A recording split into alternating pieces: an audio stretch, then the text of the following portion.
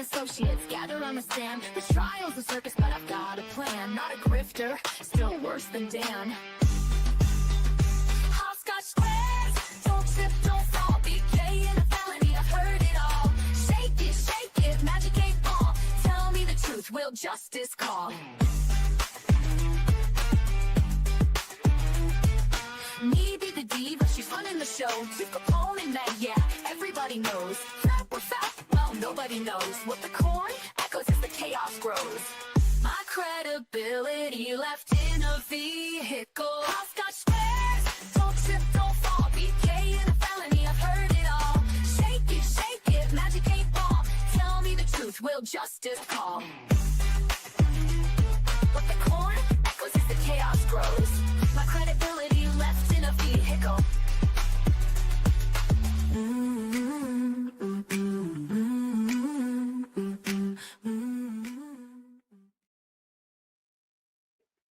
Happy Wednesday, everybody. We're halfway through. High Don't be like five him. to yourselves. High fives to myself. Huzzah. What's up, Luca? I was thinking about you, hoping you were doing well, and then here you are. Remember from 1 month. I appreciate it. Hope you're feeling better. You weren't feeling very good, I think, last time. There's a stranger. What's up, Lockon? Hope you are doing well, too. Tracy Dane. How are you? If it's getting cold up in your neck of the woods, keep it there just a little longer. Not ready. Not It's ready. 51. 46 here and raining. Yay. Not complaining. I'm not complaining. I know, right? Just waiting to see what happens now. We're just like, I'm trying really hard to just not complain about the weather this winter. What's up, Flashman? I am just dandy.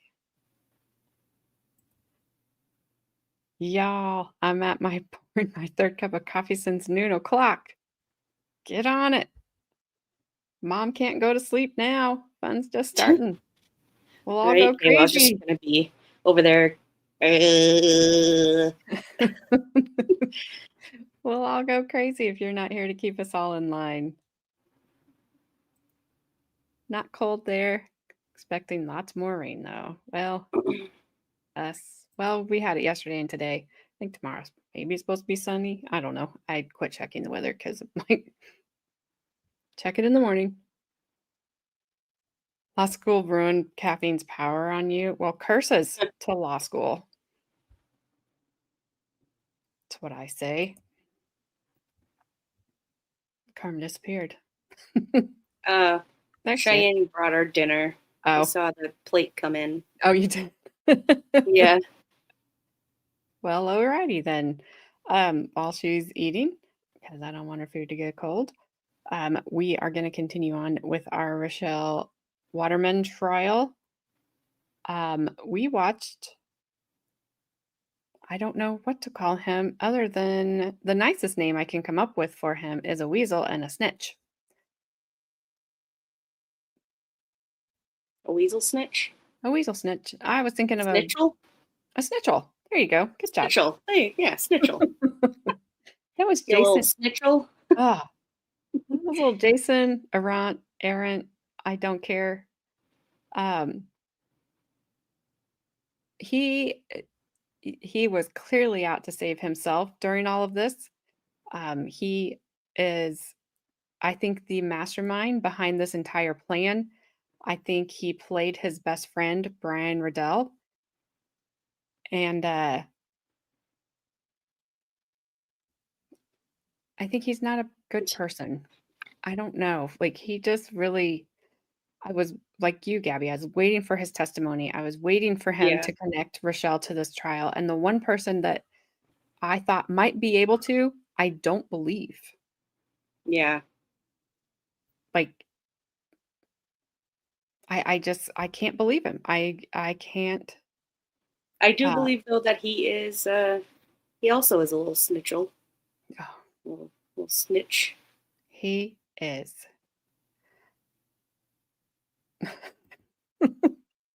What? Off topic, but at Noel's rehearsal dinner, I was literally shaking with nervous energy. They gave me vodka. Nope. They gave me coffee. Yep. First you law school. Let's see what you did. But anyway, if you haven't been with us this whole entire time and you don't know what the trial is about, I don't want you to be lost. This is the Rachelle Waterman trial. She was a 15-year-old girl in high school who is on trial for unaliving her mom, conspiring to unalive her mom. She's charged with first, second, and conspiracy to unalive her mother because she didn't actually take part in the actual crime itself. That was left to her two ex-boyfriends who were 24 at the time. Brian Riddell, the confessed unaliver, and Jason Arrant, who we were just talking about, who just wanted to save himself with his testimony. They both pleaded guilty. Brian Riddell got 99 years. Jason only got 50 years. I think he should have gotten 99 years. I don't believe that he didn't partake. I don't believe he didn't mastermind the whole thing. I think he got off pretty light. But that's just my That's what she said. Yeah. Oh, Baker's breeders. Snitches get stitches.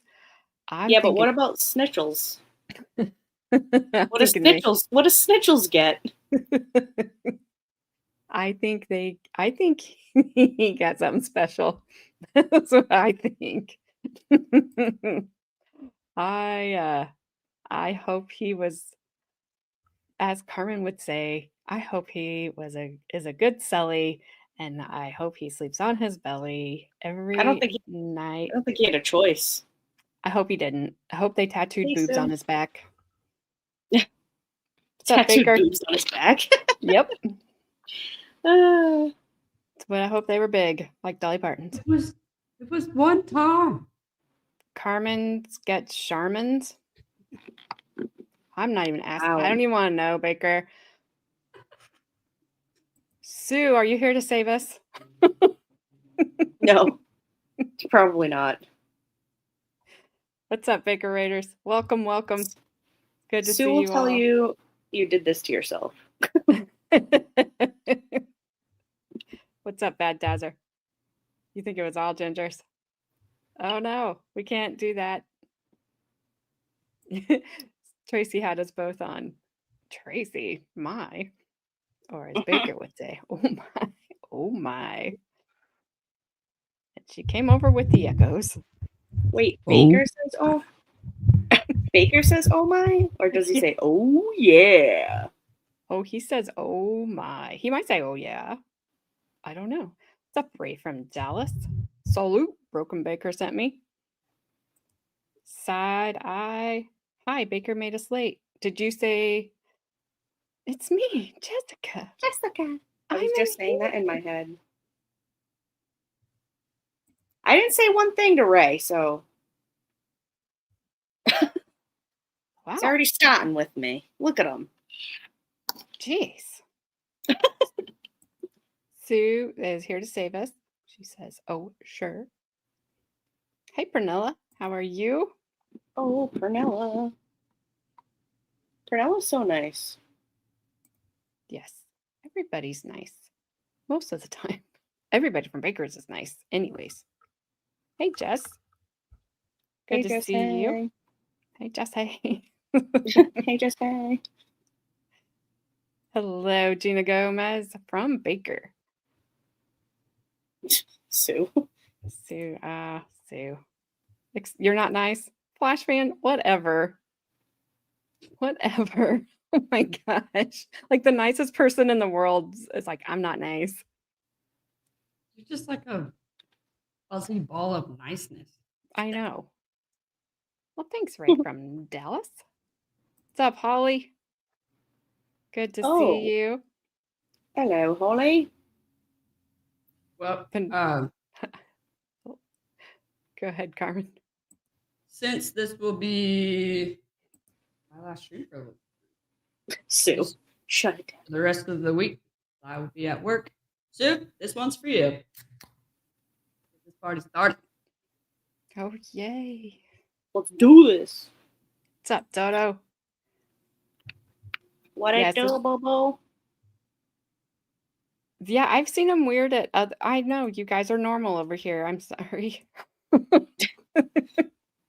I've seen him weird on a couple of other channels. I think I don't know. I don't know why it's normal on my channel. I think it's because I'm a little teeny tiny channel. I do not know. I don't know. Definitely not your mom. Apparently, I'm you're- so glad you're definitely not my mom. If you're definitely not my mom, because you'd be a ghost. Dang it.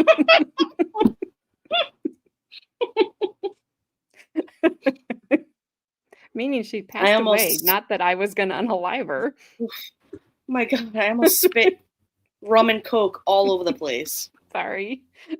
Whew, that was a good one. I'm sorry. Oh, It almost came out my nose. I am sorry. That's what it is, Baker. The racist. Dang it. Yeah, I'm sorry. Thank you, Gina. Wait, is he Dutch or is he Sweden? Sweden. Oh, Swedish? Swedish fish? I'm not. I did that on purpose, you know. I know. Take it I'm back. not. I Take it back. Oh no, I'm not taking it back. No. He already thinks I'm the devil anyway, so it's fine. Carmen's face. How come I feel like maybe German? Oh Lord, please stop. How come I Maybe like German. feel the Swedish baker. people's Too elbow late. that Already subscribe button. already done did it. Oh my.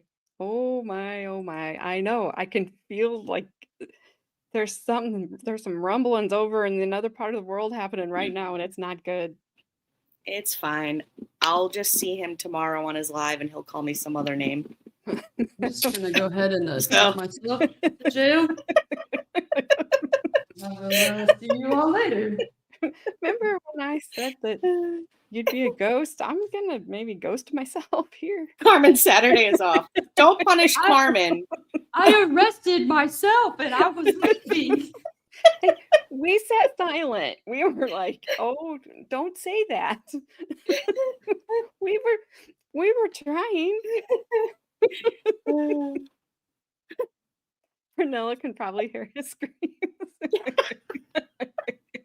You're probably right. all I think all Poor did is, Pernella. "Gabby!" Carmen put herself in timeout. It's only funny until she can't find that key. And then Cheyenne's over there. Are you looking for this? Yeah. Cookie? Ricky? Oh, Yeah, you better count those every day. Oh, she's had those on both wrists. what?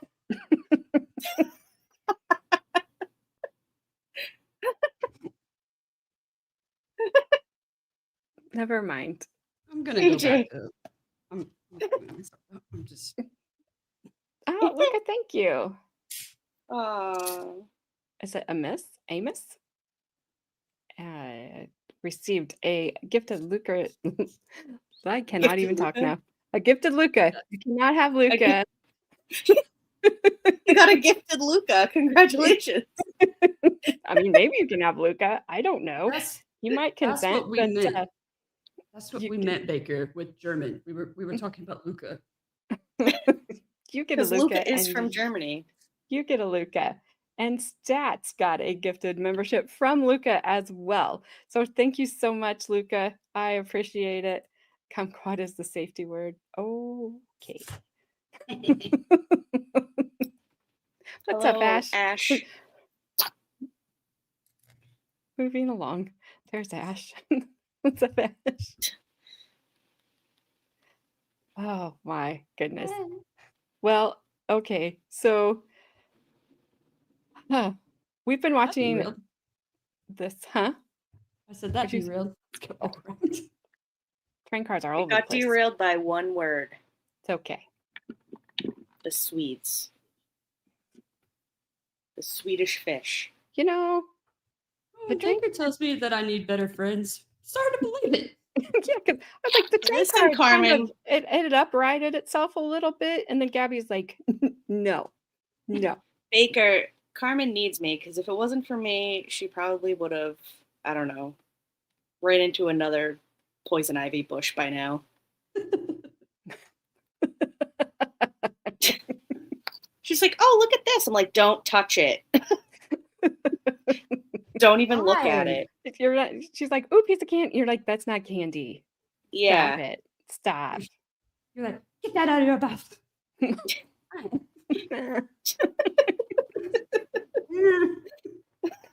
The German loves you. I cannot be gifted. Shipping would be too expensive. Luca.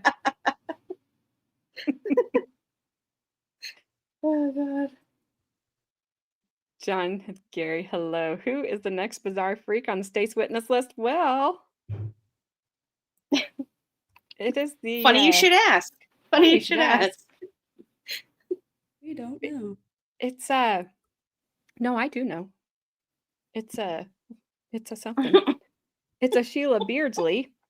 She was the What? school counselor. And then Yeah, she has a red beard. She does not. She does. Hey, Justice Jane. But then we get to hear from the guy that sold them the duct tape. I'm like, well, that was just going to be What? riveting. Wait, they had to be sold. Like, would they buy it on a street corner? I did not No. sell them any.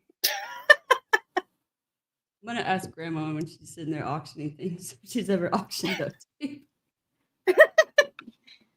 Probably, but not at her auction. She probably has, but not there. Mine is I gotta keep it. Yours is racist. Why is mine racist? That's That what doesn't make it. Flash fan would say. Why is your I- duct tape racist? I didn't say the racist joke yesterday, so I had to make one today. Alrighty. Go ahead. I'm so Flash proud fan's like, of I'm you. going to sleep now. Yeah, Flashman's like, I'm out. My iPad's updating again. 50 Shades of AJ. Maybe. Yeah. Apologies. Giggity. What? Actually, no. No. I said I have I a grossed myself out. No, stop talking. I grossed myself out. Oh, God. school counselor might be and Craig might be the toughest job in America. Oh, you may be right. So anyway, guys, we have been watching the 2006 trial from Craig, Alaska, the big, huge city of 2000 on the island of Prince of Wales Island. I always get that wrong. And apparently I say it wrong. And that is why Zach is the Prince of Wales. Read your message from my dad. I was like, what is it? And well, I can't unless you're taking over the recap. So Yeah, Gabby, go ahead. Nice. okay. Anyways, so Rachelle Waterman, she was a 15-year-old girl in the high school in Craig, Alaska, this booming town of 2,000 people. She was a good student. She was an athlete. She would seem to have everything going for her, except for she was a teenager. And she got involved with two men. They were 24. She was not involved with them at the same time, but she was involved with them each at separate times and not that far apart from each other. Well, they definitely did Power Age together. That's all I gotta say. Oh, it's gross. The first one, Sounds like the first one, he He was like, I can't be charged with things because, yeah, we had sexual relations, but we did not ever complete them. So Yeah, it's not it's fine. anything with the child things is if you don't finish apparently. It's all fine. It's all fine. The But second I did guy was this dude's best friend, and he's like, hey, we're not dating. How about this guy over here? Would you like to date my 24-year-old friend? And she's like, sure, because I've only dated one or two in between the two of you, and this has all gone on within what, 8 months? Wasn't very long. we also call her the town bicycle. That's why she was a town bicycle. We don't know who came before Brian Riddell. What? What came before? The cat door or Brian Riddell? Well, not Brian Riddell, so get it, kitty. But anyway, Lord, we are in Anyways, trouble. so went through and basically, I mean, she's like you said, she's 15. She's hanging around with these 24-year-olds, dating them, doing whatever with them. Playing Dungeons and Give it- Dragons, don't forget. I wasn't giving you time to read. Oh, is Um, that important? But so with like the opening statements, they were kind of confusing because it was like she would confess that she knew something and then she would say that she didn't, and then it just kept going back and forth. So they're saying that her mom would like abuse her. Apparently that's what she was saying, like her mom like pushed her down some stairs. So far there's been absolutely no evidence to prove any of that. In my opinion, there's actually been more evidence to go against it. And then Well, she also had a blog that I has forgot we about that. still haven't seen the blog. We you know, we heard from both of her boyfriends, you know, it's just ridiculous. There's not enough evidence right now for me to be like, yeah, she was involved. She might have been, you know, the town bicycle, whatever, but I feel like it was doesn't- her last boyfriend. Just who had because more. you're, lack of a better word, a whore, doesn't mean you're a mastermind of an unaliving, especially towards your mom. Right. Like it just Well, like AJ always says, she would complain in her blog all the time about her mother. And I mean, that's what teenage girls do. You know, they get things aren't fair because she's a teenager. She doesn't want her going out with a 24-year-old because obviously he's too old for you. You know, like. But that guy was creepy. So we heard from Brian Riddell first, who did the actual unaliving of Lauri. And he was very yeah, it was kind of weird because he's very matter of fact about the whole thing. And it was awful what they did to her. It was awful what they put her through. He tried to break her neck. He couldn't. They watched way too many movies, played way too many video games, and it made them think that that's how the things worked. And it's like, no, you don't just go "Kink," and snap somebody's neck and then they're unalived, like in a movie. There's probably people out there that can do that, but he wasn't one of them. He's 6'5", he's 277. Like, he's a big dude. And she was not a big woman. And Yeah, he was pretty tall. He was when he stood up to walk out, I was like, wow, he is massive. he's a big guy. And he ended up tried to break her neck, couldn't do it. He tried he hit her, he karate chopped her like in her throat. That didn't do it. He took a flashlight and then repeatedly hit her in the throat. And then depending on who you believe, Brian Riddell, after he realized his blood brother, Jason, who we heard from yesterday, according to Brian, they both tried to smother her. And that, he knows, took 4 minutes because they timed it. So after they did that, dear Lord, Lesko. Slides. After they did that, they put her in her minivan, poured gas on it, set her on fire, set the minivan on fire, burned it so hot they burned her completely down to ash. There was just a little bit of her upper skull left over. Jason gets on the stand. All we hear from him is he's basically there to save himself.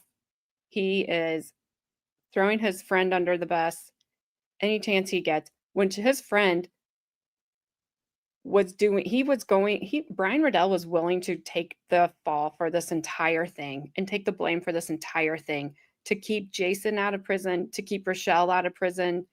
And basically, Jason ruined all that. When he found out that Jason was Jason was the first to talk. So it's like, here's everything you need to know. And when Brian Got the better deal. he got the better deal. And he also wore a wire on Brian. Yep. Yeah, it's just so, well, the whole thing is messed up, obviously. I mean, the woman's gone now, right? I mean, it's very sad what happened to her. But for your friend to go on the stand and say that he was going to take the fall for everything, and then you know what I mean? It's just, the whole thing is just messed up. He was manipulated to no end, you know? Absolutely. Still stuck by it after he knew Jason was wearing a wire. Yeah, he did. And he said it on the stand. Absolutely crazy. And the reason for me, I think that Jason was the mastermind behind it is because Brian never talked to Rachelle. Rachelle never talked to Brian. So all of Brian's information was coming from Jason. Jason comes in and he grabs a rifle and he's going to go unalive Lauri right that minute because he's mad at something that Lauri Waterman did, because Lauri Waterman did not want him with her daughter. And, Brian talks him out of it. Brian's like, I'll handle it. I'll take care of it. And he doesn't want to. He's thinking he can try to, kind of calm this guy down and they can move past it. He tried, why don't you just wait till she's 18? Well, Jason didn't want to wait till she was 18 because he was worried that that Rachelle wouldn't want him anymore. Probably true. Well, I mean, go back and just take a glance at AJ's thumbnail from yesterday. You'll get to see what Jason looks like. And trust me, that was a real fear. Because I tell you what, no. She wouldn't have stayed with him. No way. No, absolutely. I mean, she's 16 years old. Well, 15 at the time. He told everybody. Athletic. She was like honor roll, athletic. Yeah. She was going places, right? Yep, I mean, she had. Absolutely. I mean, come on. Yep. Let's go. Dang it. Well, I mean, I'm not going to say that, but. How do we know she was athletic? That's him. That's Jason right there. See him? With his eyes closed. Yeah, of course. Of course his eyes are closed. Hola, Ronnie, señorita bonita. Hello, Ronnie. We know she was athletic because she was away in Anchorage at a volleyball tournament that she played in. And I would say that's where some of the bruises that Jason said that he saw on her came from. Not her mother throwing her down the stairs. That's not the best. He combed his hair. They gave him a comb. In the last one, it was probably a shower day in jail. So that's why his hair was combed. We can't hear you, Carmen. I'm just showing what they look like. I felt bad for him after I saw him, when they let him comb his hair, whatever. Yeah, she still did, and it's gross. But he wanted to, he made her 16. He pretended that she didn't know, he didn't know when her birthday was. Because if she was 16, somehow, some weird way, it was okay, even though he was 24.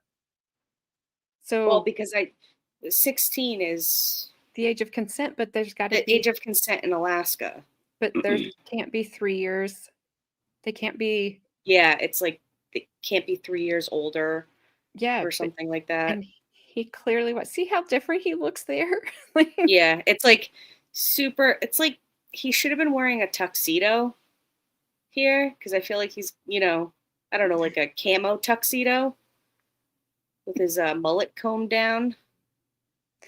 Very proper. looks completely different there. Slim But- pickings in Alaska, I guess. Let's go. We are not talking about her dad and Girl Scouts. Yeah, we've tried that. It doesn't work. Okay, no matter how many ways we say it, doesn't sound right. So anyway, long story, longer. Rachelle is God. now on trial because these two unalived her mom, and they are trying to say that she is the one that was helping them plan. She was the one that wanted it done. And I just don't think it was her. I think it was Jason. Jason had this weird idea that they were going to ride off into the sunset together, that they were going to live happily ever after together, blah, blah, blah.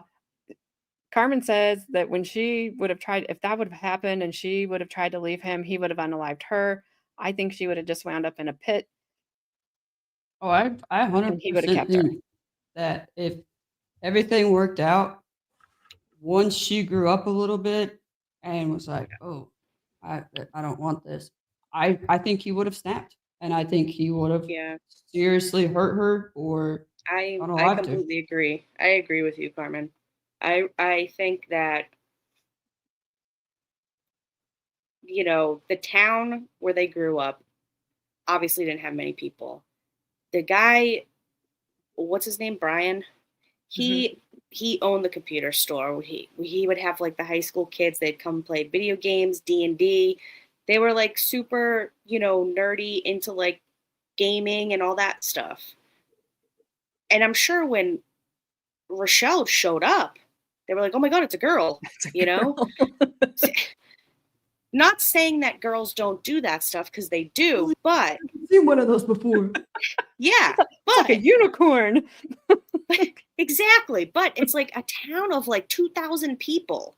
You know what I mean? So it's not very many people there. So hey, what are you gonna do? I don't know.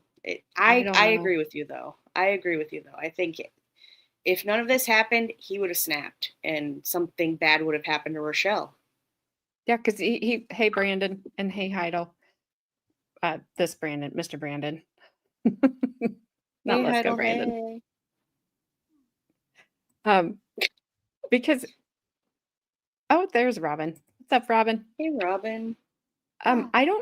I'm kind of wondering if all those times where he acted like he was going to go over and unalive Rochelle's mom, if that wasn't just on a show for Brian because Brian was kind of like, I don't really want to do this, but I'll do it to keep you out of trouble. Because, at that time when Brian was losing his computer store and he had all this debt, he was ready to take himself out. So he didn't care. And that was what he said. That's where he was at. But he doesn't feel that way now, and he didn't feel that way because things were turning around for him. But he did it because he said he would. Like, dude, pick your loyalties better.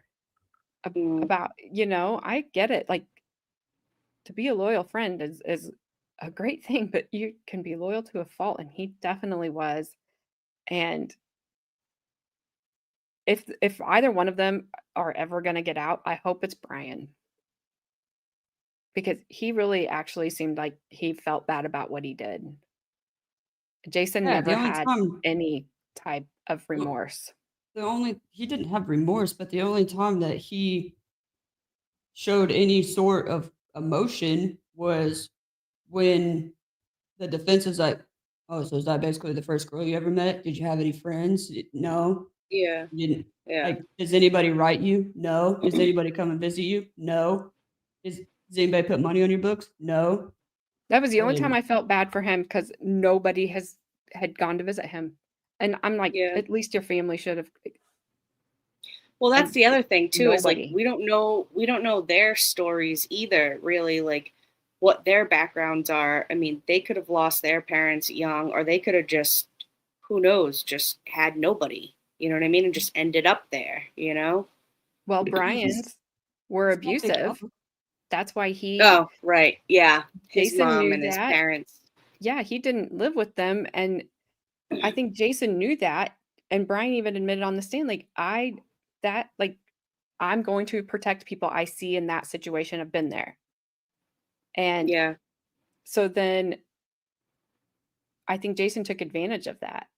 Yeah, and he So said that he saw it on her blog that like her mom abused her, and he was telling Brian about it. And then Brian was like, "That's not right. Maybe she has to be emancipated, or like all this other stuff." Because he was probably going through his head like, "Oh my God, this is terrible. Like I've been through the same thing. Like we need to save her." right. Yeah. I don't Well, want to I fix mean, him. he's not really No. my type. And I kind of What I happened? don't What about if he like I shaves like his unibrow? no. he probably didn't have that until he shaved all his I about said his fur. Shaved all his hair off. Like he's a werewolf. He's just a werewolf. He probably didn't have that till after he did that. And I thought, sorry. But so I don't know. But those two are done. We are getting closer and closer to wrapping up the state's case here. Thank goodness. We have the school counselor, Mrs. Beardsley, whatever her name is, and then the guy that sold him duct tape up first. And then we have Sergeant Christopher Thompson. You know how pissed I would be if I'm just working at a hardware store and I just so happen to sell somebody duct tape and now I'm in an unaliving trial. Right. Right. I can promise you this is not unalived anyone. I promise. And I can't speak for what it does when I'm not here, but Ooh, not the butt knuckle. this is butt knuckle. Mrs. Butt Knuckle. Ooh, not the butt knuckle. Yikes. Oh my God, put me on the bottom.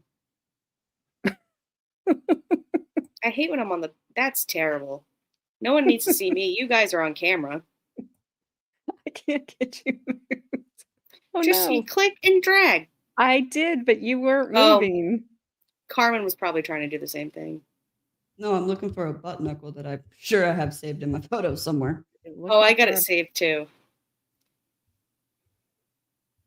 Well, alrighty then. All right, I'm a mute. All right, guys, let me know how the sound is because we were messing around with a few things before we started, and I have no idea where we ended up. Moose knuckle. Brandon. No, that's not the same thing. It's two totally, completely different things. Trust me.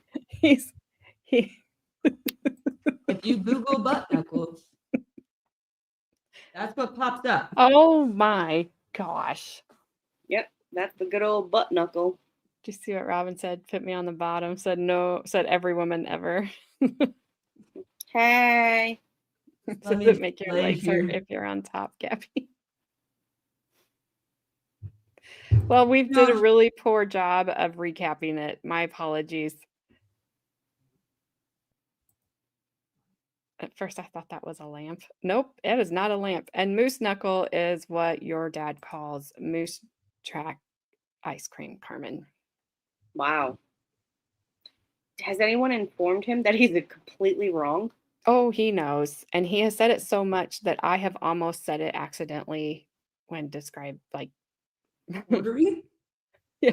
I would like some moose knuckle ice cream. Can you imagine you just go to an ice cream parlor and you're just like, hey, can I get a scoop of moose knuckle? Yes, I can imagine because I have had to stop myself. So without further ado, I'm hitting play.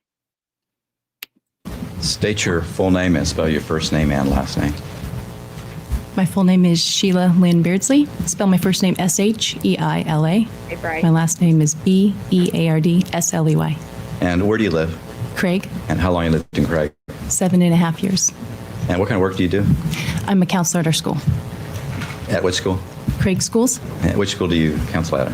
All of them? K through 12. Mm-hmm. Okay. And how long you been a school counselor? 7.5 years. Okay. Do you know Rachelle Waterman? Yes. And how do you know her? She's a student at this school. small Okay. place, so we know each other. Now, did you talk with Ms. Waterman on Monday, November 15th, 2004? Yes. Okay. And where'd you talk to her at? She came down to the office when I was at that school, the high school that day, and just that's where I talked to her, in my room, or in the principal's room. Yeah. Okay. We Was it in both- the morning or afternoon, or do you remember? In the morning. Morning? And what did she say? Objection, patient therapist privilege.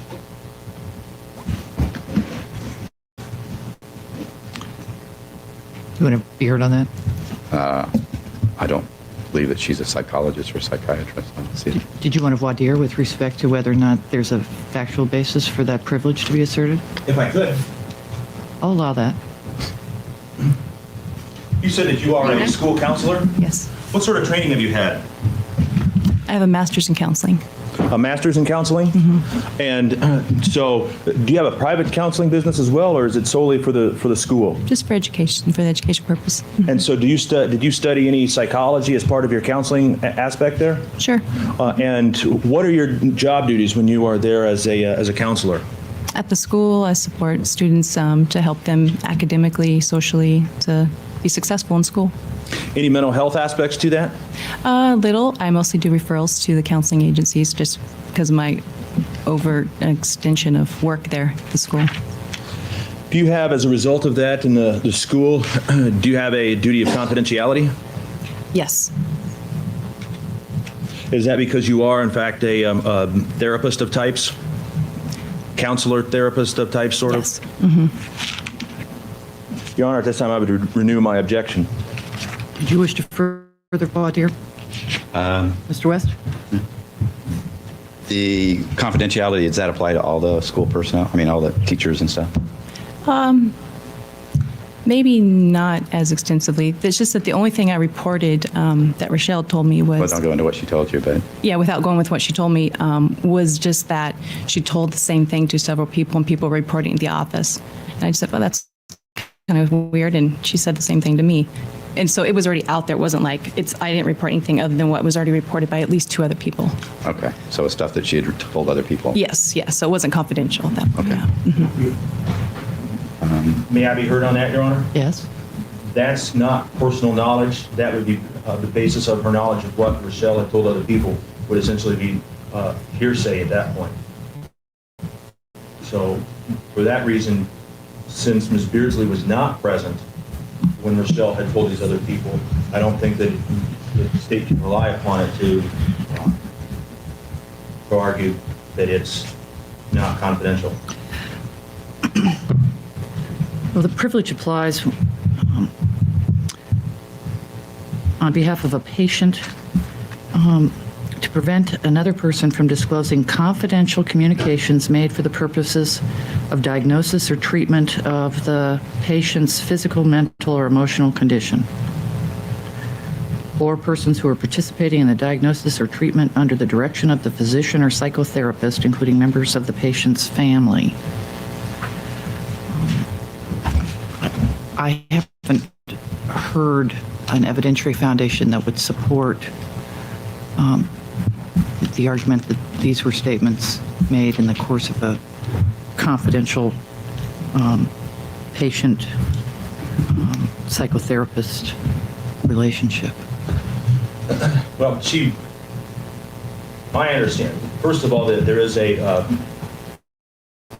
rule about confidentiality, and secondly, Ms. Beardsley has indicated that she is a school counselor there for counseling, and I think certainly under the emotional health aspect of this, and given these circumstances, I think that Ms. Waterman going to school counselor falls under that. That would be my argument, and I will abide by the court's ruling without waiving it. Right. Anything further, Mr. West, on that point? Could I just ask one more question? Yes. When you were talking to her, were you doing counseling with her? No, she was not a student of mine. I was counseling. No. Okay. The objection's overruled. Now, what was it that that Rachelle Waterman told you? What the part that I repeated was from her is just what other people had said was what she told me. Well, just tell you Yeah, what she told you. that's the reason I'm just saying I only said that one part. Okay. Because what she told me was that when she and her dad got home that night and her mom was missing, that there was empty wine glass on the counter and a bottle in the trash. Okay. And do you remember anything else that she said? That she was worried that her mom might have been drinking and driving. Drinking and driving? Okay. And did she mention anything else, or do you remember? No. I think you were interviewed by the police about a week later. Yes. Do you remember that she also said, that you told the police that she also said that she might have been drinking and driving and gotten into an accident? Maybe. Okay. Do you remember you were telling the police that she also thought that she might have gotten into an accident? Yeah. Okay. All right. I don't have any other questions, Your Honor. Any cross-examination? I do have some cross-examination, Your Honor. Did you tell the police you didn't make that a big deal out of it at the time? Correct. And let me ask you this, are you married? Yes. Okay, if you came home and you were expecting your husband home and there was a bottle of whiskey on the table and the car wasn't there, and he was gone for a day or two, would you be concerned that he might have been drinking and driving and in an accident? Objection. It's speculative. Answer it if you can. Say it again. Sure. If you came home and you knew that your husband was supposed to be home, and you saw an empty bottle of whiskey on the table, and you knew that his car was gone and he wasn't home for a while, don't you think it might be reasonable to think he's been in an accident from drinking and driving? No. You don't I wouldn't suspect that about my husband. But if you take away your husband, do you think that's maybe a reasonable inference? Objection now. It's speculative. You take away her husband. Once we go into the general world of speculation Okay. as to other people's lives, it is speculative. So you base that statement not so much upon what's reasonable or not on the circumstances, but upon your husband. Correct. And I remember asking Rachelle at that time that, if she said she was worried about it, I asked her if she or her dad had reported to the police. And they hadn't they? She didn't know because it was the next day after she was missing. So she assumed her dad would tell them, Okay. as far as I knew. Okay. So I thought it was taken care of. Okay. And that's why you thought it was not that big of a deal. Well, I didn't say it wasn't that big a deal. I just would be, thought it was taken care of, reported. It would be more appropriate for Rachelle or her dad to report that. Okay. I'm sorry. Mr. Maybe I Wells, I'm misunderstood. sorry to interrupt, but if you could turn your microphone towards Sure. you. Maybe I misunderstood. I thought you said you didn't make a big deal. Is that because you thought it had been reported and taken care of? Correct. Okay. Yeah. Thank you.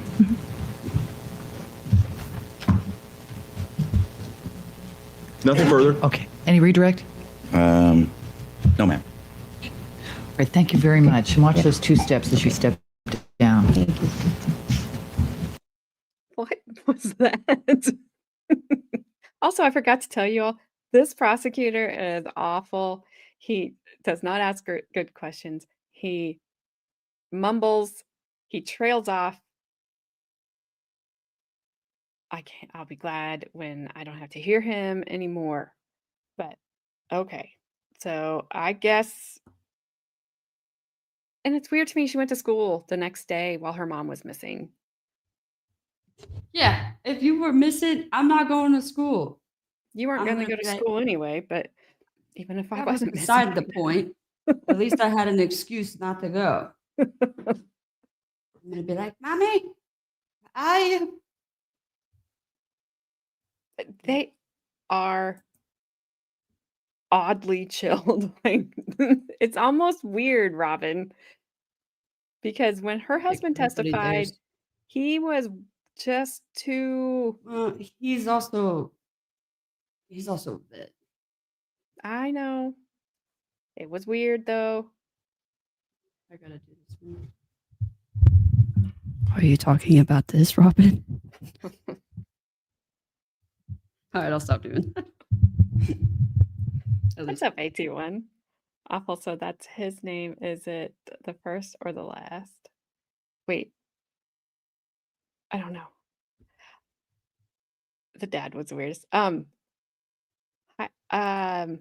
Gina Heidel did live in Arkansas? Alaska. Oh my god. I'm gonna do it every time. I think the air center down there in Texas where she's at bad does her It's going to my head. something. But yeah, yikes. Anyways, okay, so I think the duct tape seller is up. The duct tape dealer. And yeah, apparently I think the jury was in there. So it's kind of weird. Hold on. I gotta write that down. If all else fails, be a duct tape dealer. Duct tape dealer.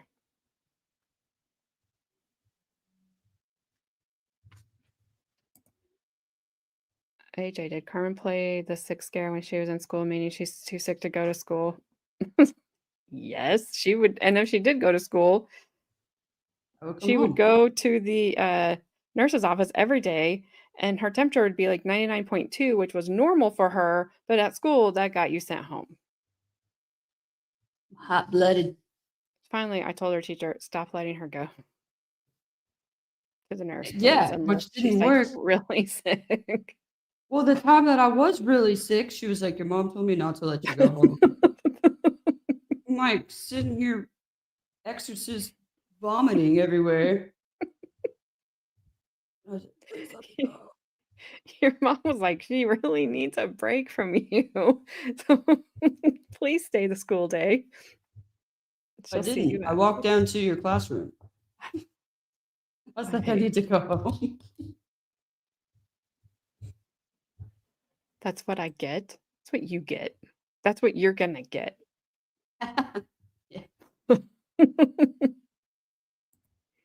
Oh, Brandon, just know we've always been told how we were as kids. The kid's gonna be worse. Steve. And that's true because I know that it was for me. We were angels. Yeah. And play. Next witness.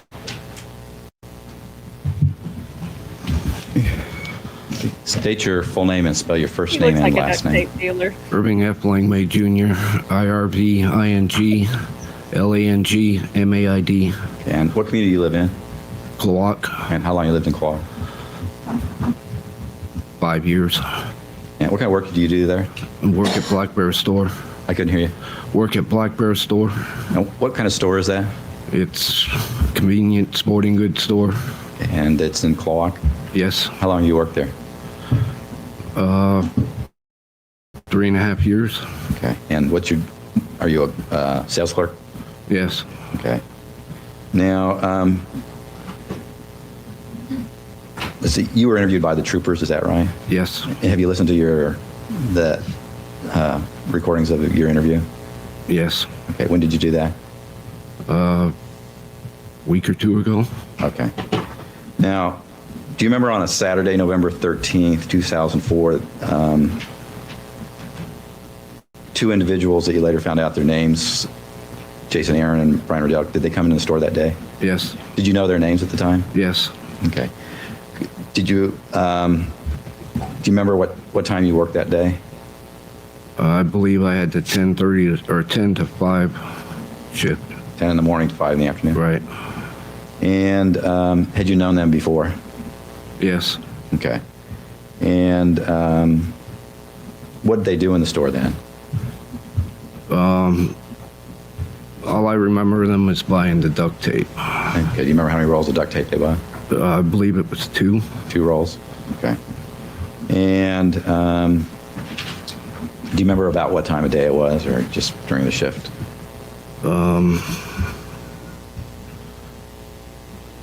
It was probably after 11. Okay. But you don't remember the... No. sooner than that. Okay. Now, the next day, did you go hunting? Yes. And did you go hunting with anybody? Dr. Wingo, And where'd y'all go to? 3012. U.S. Forest Service Road 3012. Right. Do you remember at what time you got up there? It was around 12:30. in the afternoon? Right. Okay. Did you see anybody there? No.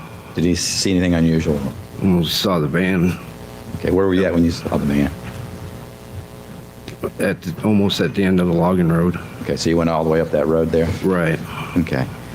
And was there anything unusual about the van when you were up there? Well, it was still smoldering. Smoldering. Okay. How long did you all stay up in the area there? Maybe a half hour. Okay. And did you go down to the van or you just? I got within 10, 15 feet of it.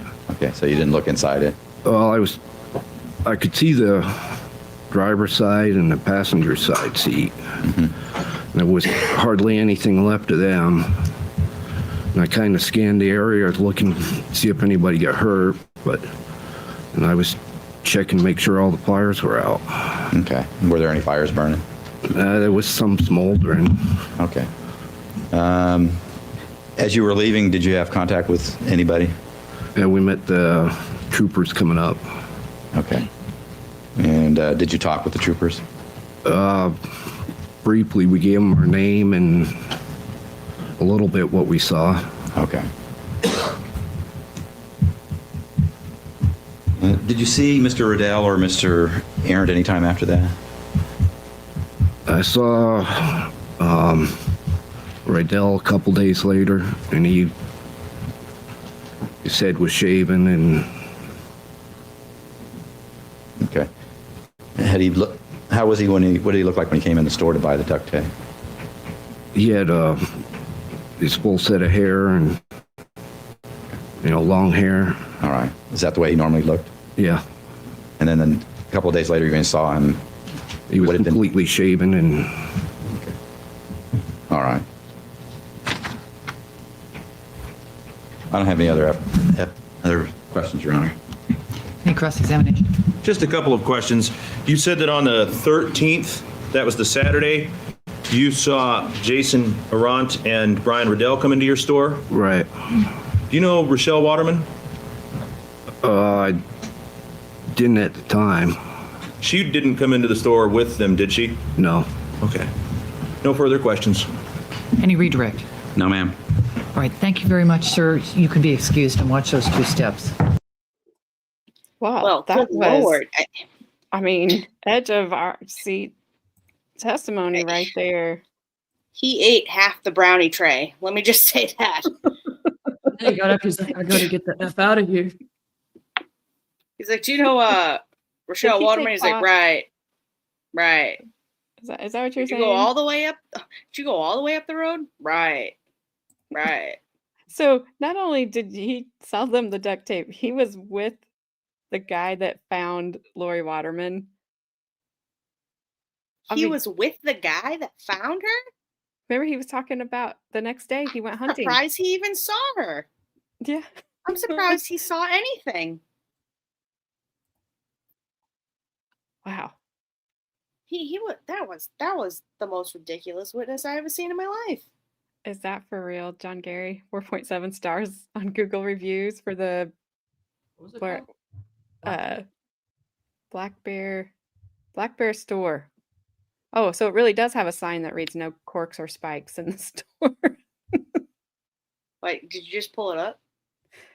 Let's see it. I didn't. Mm. John Gary did. Yeah, there was something. Robin C. there. Holy poop, that was important. It was just like Flashman. No other evidence. He said it right. Yep. Yeah. Can you Wow. zoom in? Make a picture bigger. Is he on the front steps I don't know. I'm not gonna click around now. with his paper mache shirt? Opens early, closes late, has cold colas. Boy, is that what it says? Wow. That wasn't. He didn't have paper. He had his snaps. Or they're called pearl snaps. Or pearl buttons. Pearl snaps, whatever. One drop of sweat, you're seeing them nips. That's all I gotta say. That shirt was so sheer. AT1. Half the brownie tray after licking the bowl. Yep. Yeah. Absolutely. Guy's so pissed he got caught up in a straw duct tape purchase. Duct He's tape like, in God me. dang it. He's like, what, the Aaron. moose knuckle? Aaron, are you saying you got a drink? Is that what you're saying? Cheers. Who? Aaron said I got my car. I'm giving you 10. Oh, I don't know. Yeah, All right. right? That's what I'm saying, Robin. Them things will be cutting the ice right away. Everyone in Alaska has cold colas, both kinds.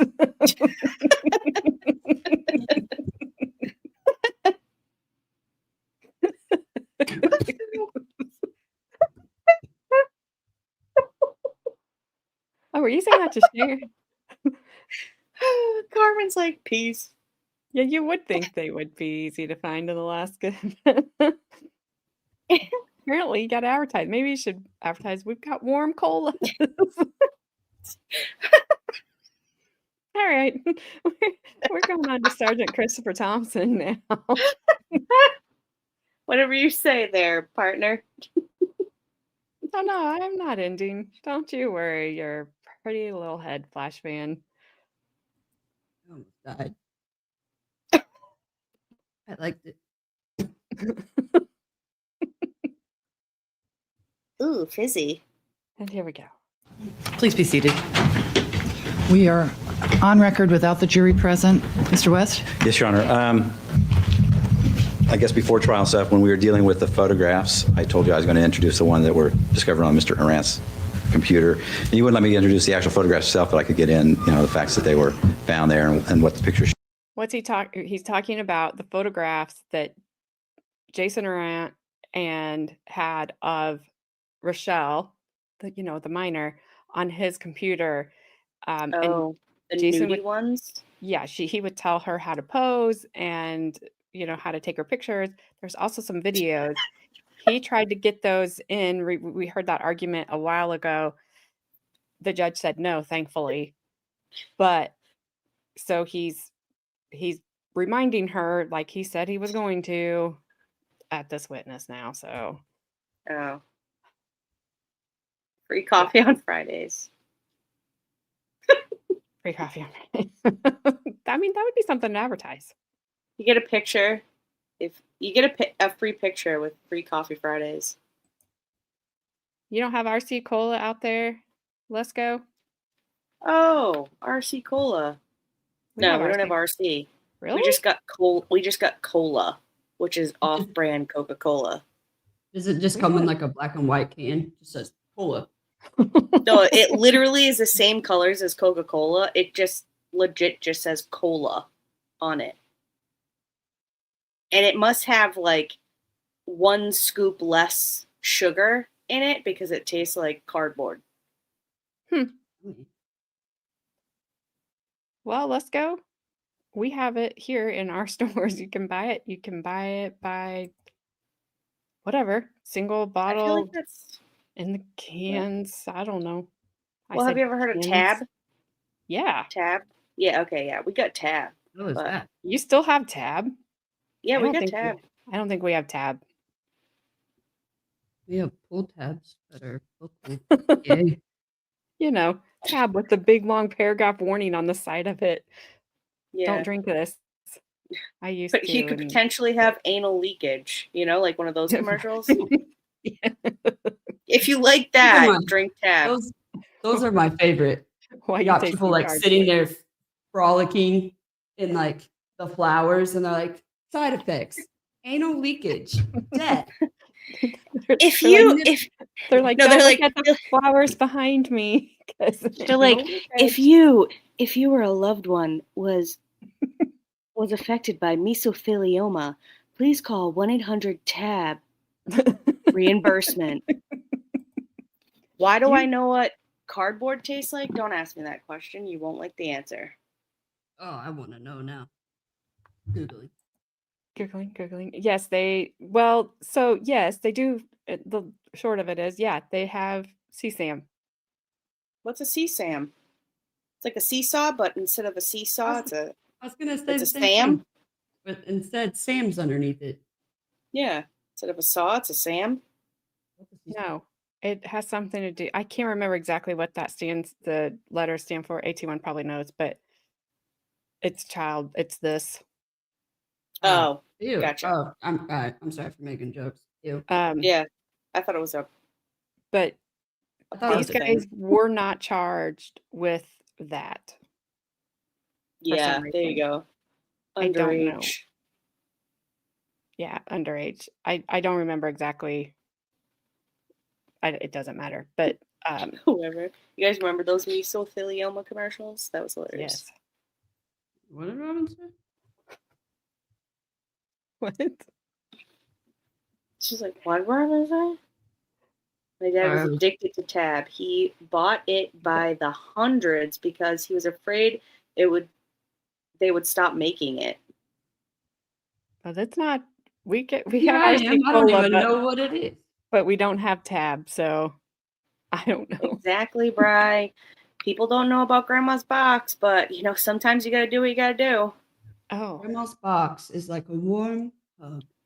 No, that's disgusting. Don't listen to Carmen. She's just she drank no.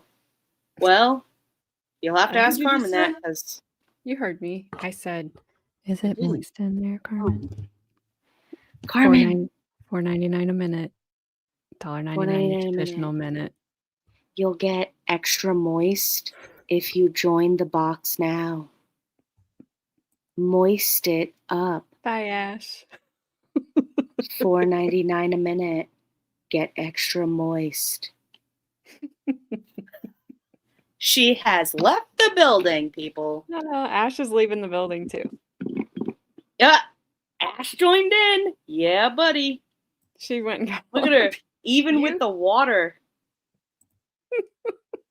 Look at that. Ah. She's like, I'm out. Son of a. Oh, look at her again. She said, Moist. moist. It's so moist in here. Oh my God. This cake is so moist. And then add some milk. Once you Okay, add the milk. she's red. I'm done. She's going to make me throw up. Once you add the milk, you ride the pendulum. Gabby, she's really, stop it. Hey, she did it to herself. Stop. Love should have saw her on Shitty Street. Carmen. Don't do that on screen. Oh my Lord, don't say Oh. that word. Flash man. Nope. Hit and play. Showed. At this time, I was also planning on, through investigator Thompson, to get testimony that he found similar photos on Ms. Waterman's computer. I hadn't given notice before that I intended to do so. I hadn't intended to do so until Mr. Arrant's testimony, cross-examination yesterday by Mr. Wells, where he talked about sending her a list of stuff to poses and how she did it. And the reason I'm going to do it is the photographs that were found on Ms. Waterman's computer aren't the same ones that she sent to Mr. Arrant, but they're similar poses. And so I do think it has some relevance to show that she was making photographs in the same manner for either herself or someone else, but it wasn't Mr. Arrant because they weren't sent to him. So I do think it has some relevance.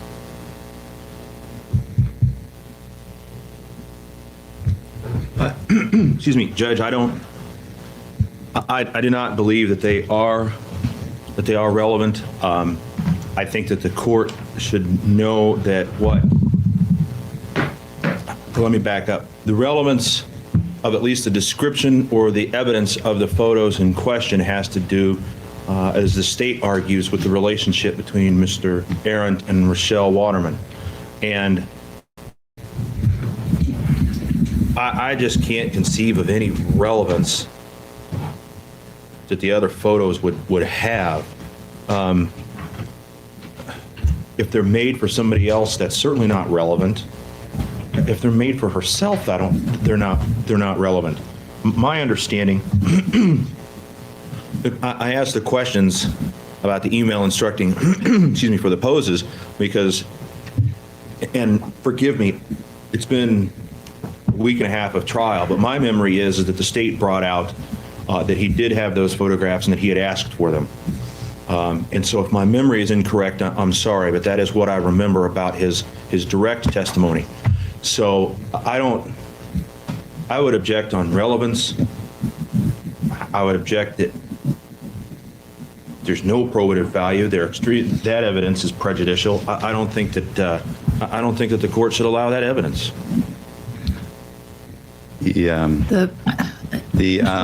Just let me try to piece this together. The photographs were originally referenced and proposed for admission as evidence to support the testimony by Mr. Arrant that he had a sexual relationship with Ms. Waterman. Right. And then What- on cross, Mr.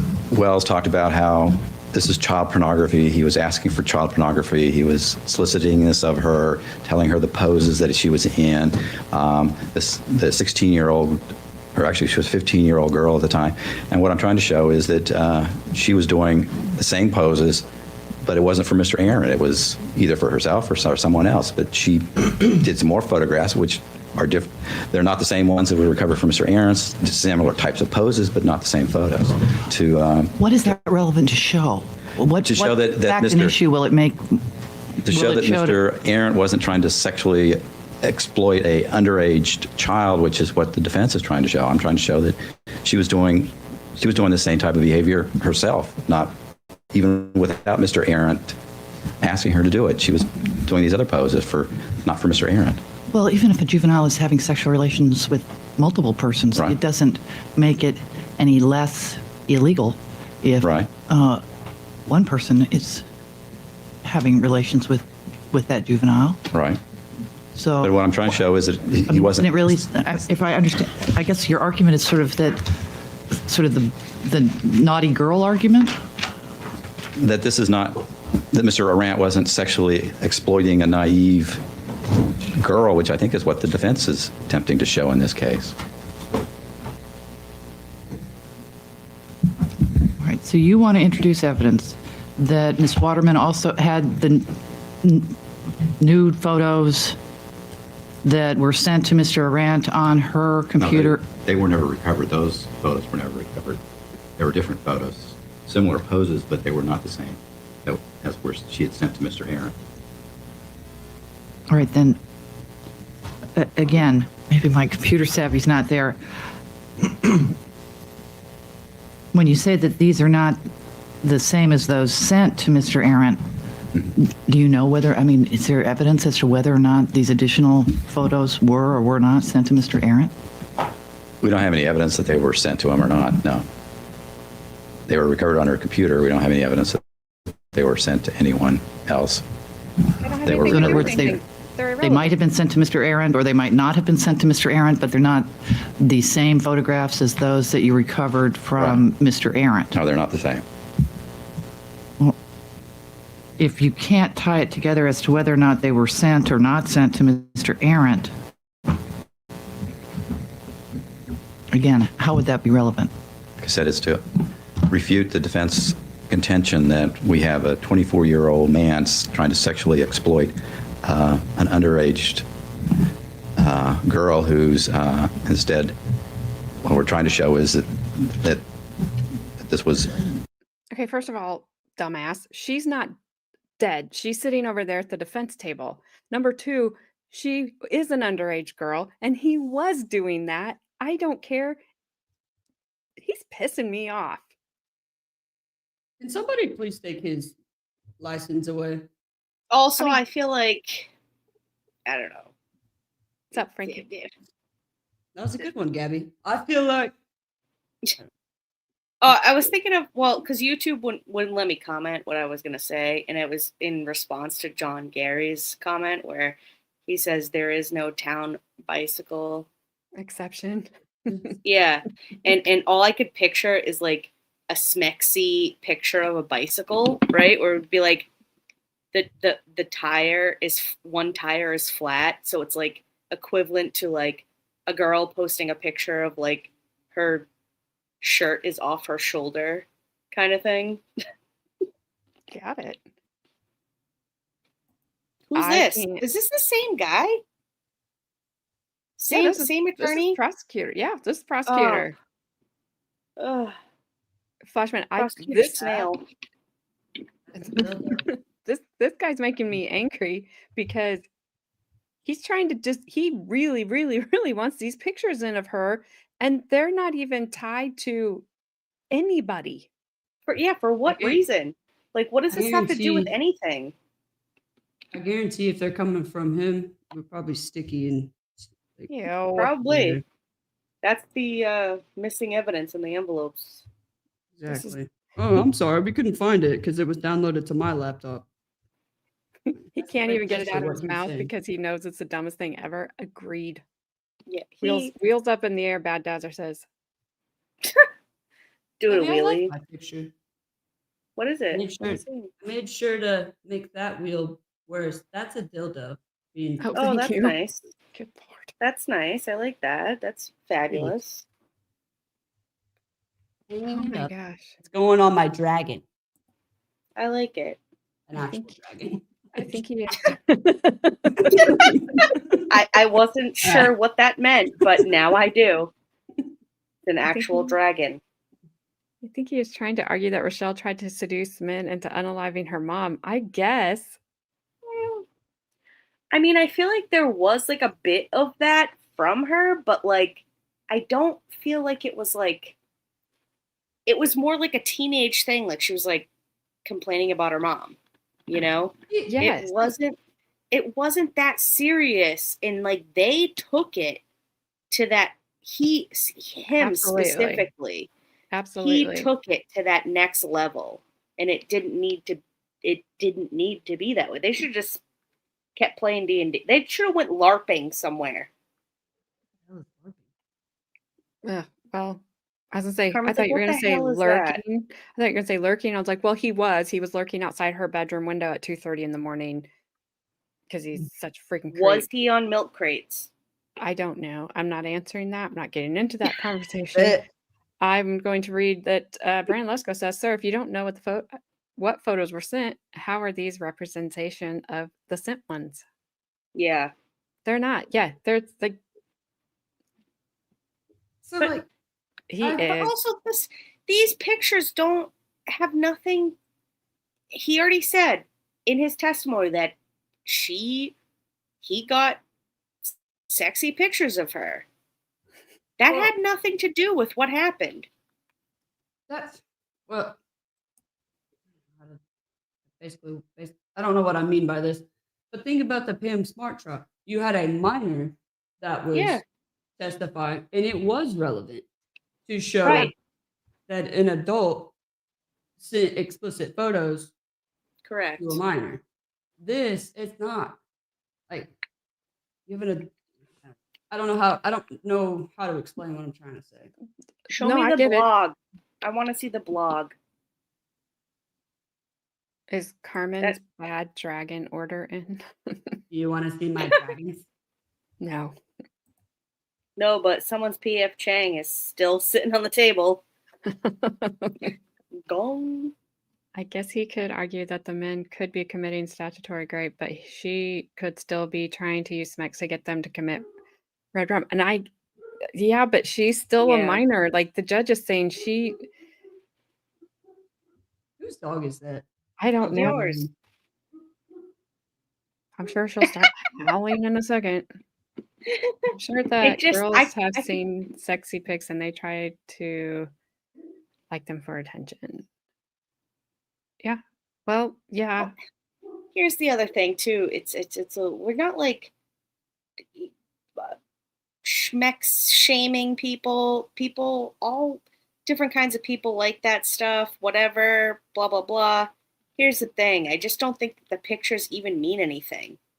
It just doesn't. I don't have a dog, Flash fan.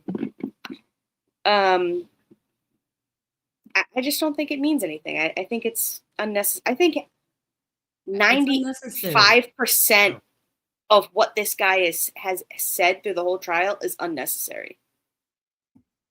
Yeah, I don't even know why he's here. Yeah, seriously. Just cite the rule, Gabby. I don't know what it Yeah. is. Yeet. That's the rule. Yeet. All It's- right. Right. It's irrelevant, but have I tried to Yeah. train my dragon? Yeah. You should. If you don't know how, you can watch those I got- videos. I got 3 to train, and they glow in the dark. Wow, I'm gonna need to see that. Get back with me next week. I'll show you. All right. Rule 404. Oh boy. I thought that was an error. He's arguing for 304. Okay, I'm hitting play now. All right. I want to hear some more of this dumbass and his dumbassery. What they were doing was mutual. It was something that she was not being sexually exploited because she was doing it. She was taking photographs that she wasn't sending them to Mr. Arrant on her own. But you can't establish that these weren't sent to Mr. Arrant. If I understand you correctly, all you can establish is that you didn't find these photos on his Mr. computer. Arrant's computer, right?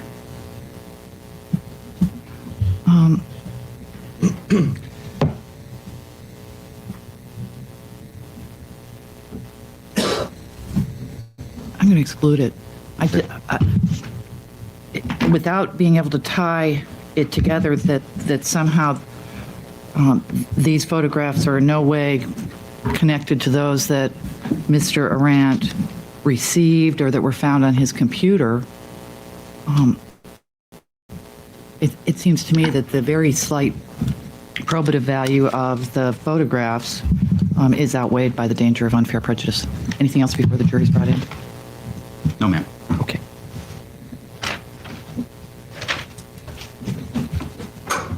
Bring in the jury. State your full name and spell your first name and last name. Christopher Brian Thompson, CHRISTOPHER, And how are you employed? I'm employed by the Alaska State Troopers, And what's your how long have you been with the Alaska State Troopers? about 8 years. And what's your current position there? My current position is a sergeant who supervises the Western Alaska Alcohol and Narcotics team Okay. And how long have you been doing that? for about a month now. And prior to that, what were you doing? I was an investigator assigned to the Alaska Bureau of Investigations, the Computer and Financial Crimes Unit, Okay. And how long did you do that for? about 2 years. And did you have training in doing with analysis of computers? Yes. And what kind of training did you have in that area? I've attended a course offered by the National White Collar Crime Center in basic data recovery and analysis. I've also taken a couple of courses from a manufacturer of a piece of forensic software that we use quite a bit. It was a company called Guidance Software, which produces InCase, which is a forensic examination software. Again, basically a couple-week course from them in the use of the software. And the other course, how long was that for? It was actually 2 courses a week at a time each, which would total to 2 weeks, obviously. In addition to that, several sort of online webinar types of training that they offer in the use of the software as well. Okay, what's webinar? It's just a name that they give to an online seminar, basically, of how to use a particular portion of the software or something new with relation to the software. It's just sort of continuing education in the use of the forensic tool. And how many computers have you analyzed, I guess, using the forensic software they talked about? I don't know, maybe 30 or 40. Okay. And have you ever testified before as an expert on forensic examination of computers? Yes, I have. How many times do you think? Just once as an expert, but other times not in an expert capacity, but based on what I've done with computers, yes. Okay. With your analysis of that? Yes. Okay. Hold on a second. Let's see. Did I mishear him? I thought he said he's only been doing this for a month. He did this job for 2 years, and then he's doing something different now. Oh, okay. I thought he was saying that he's been in this role for a month. I'm like, how are you an expert? That's why I was confused. All right. Sorry. I misheard him. And 2 hours of continuing education and 1 testimony. I don't know. I was reading comments. Yeah, no, I that's why I had a dumb look on my face. It's not really my type. Well, But you know what? not all about Bestie, you, boo. I'll let you have this one. Go ahead.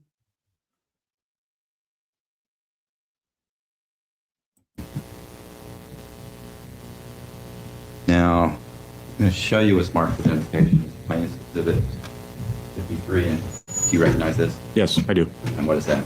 It's an Alienware brand personal computer that I examined as part of this case. Okay. And, yes, yeah. What did you use to examine this computer with? I guess there's a kind of a combination of forensic tools to examine the computer. One of the software that I used was in-case software. Okay. We use a forensic examination computer, which is basically another personal computer that's been set up to do these types of examinations. There's other ancillary equipment that goes with the computer that we use, hard drives and things to store data. I guess there's just a myriad of different little things that were used in the examination of the machines associated with the case. Okay. And what were you looking for on this computer here? I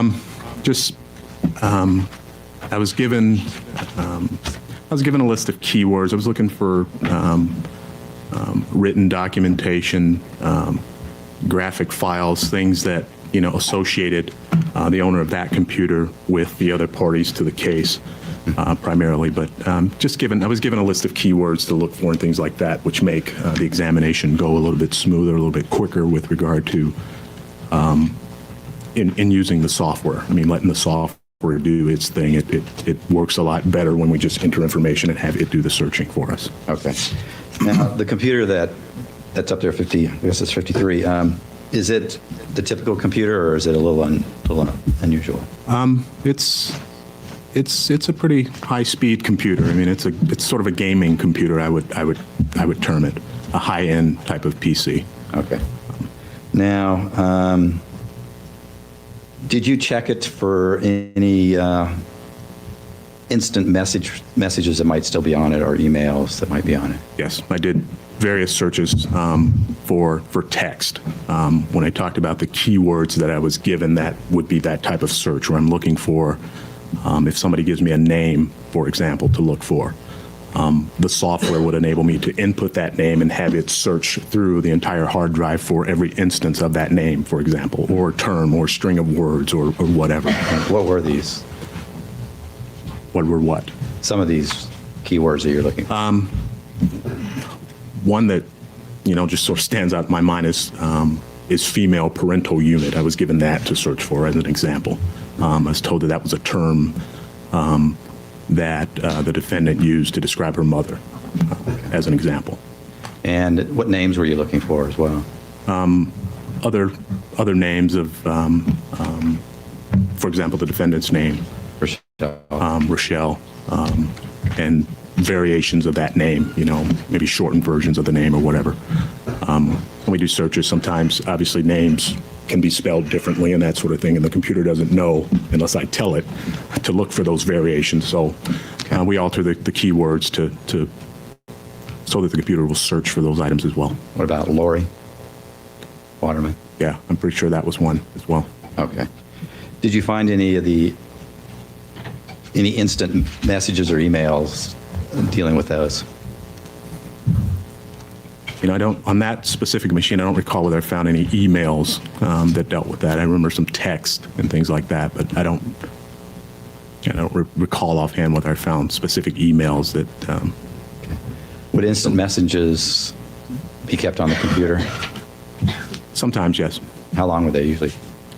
It just kind of depends. It depends on whether most instant, well, I won't say most, but a number of the instant messaging types of programs allow a user to actually save it, if they want, into a different file, Right. To retrieve later. Others, it just sort of gets deleted after you're done with that sort of session, as it were. The data may or may not be still there, but once it gets overwritten, it's no longer retrievable. So Okay. So it would depend, I guess, is the answer to your question. But you didn't find any with the words you were looking for? Or, I don't recall finding any instant messaging types of things with that sort of information, no. okay. Now, I'm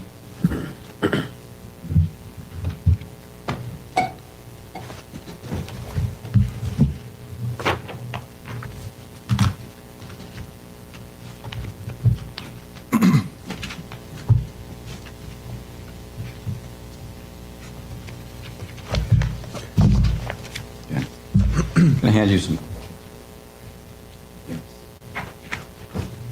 and documents and ask you to look them over and see if you recognize those documents.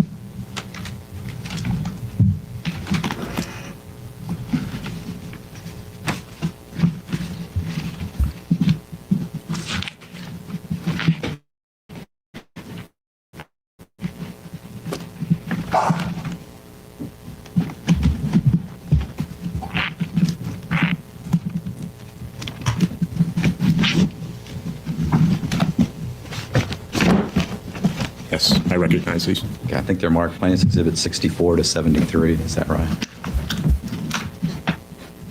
Should be on the front pages of each of them. Yeah, Yes, okay. yes. And how do you recognize those? These are copies of some written or text documents that I found in the file structure on that computer that we just talked about. Plaintiff's Exhibit 53. Yes, the Alienware computer. Okay.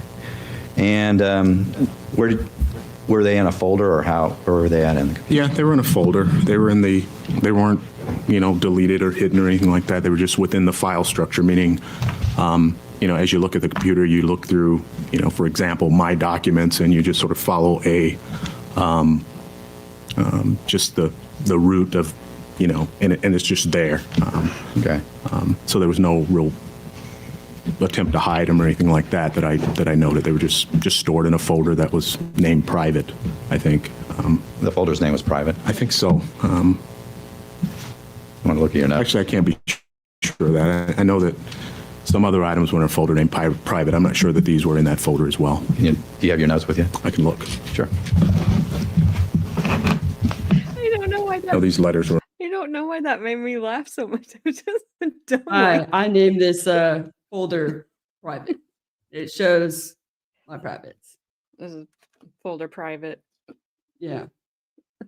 The folder's name was private. Yeah, dummy. It was private. That's private. Oh my Oh, can I grip God. for a second? I don't know, can you? So, those of you who don't know, hi, my name's Carmen. My name description. She's not a 12-year-old boy. I'm not a 12-year-old boy, no matter what I may look like. Even I walk past the mirror. I'm like, holy shit, what is that? I'm like, oh, it's you. But I'm like, why is there a child in my house? No, it's you. But I recently just switched from federal to local.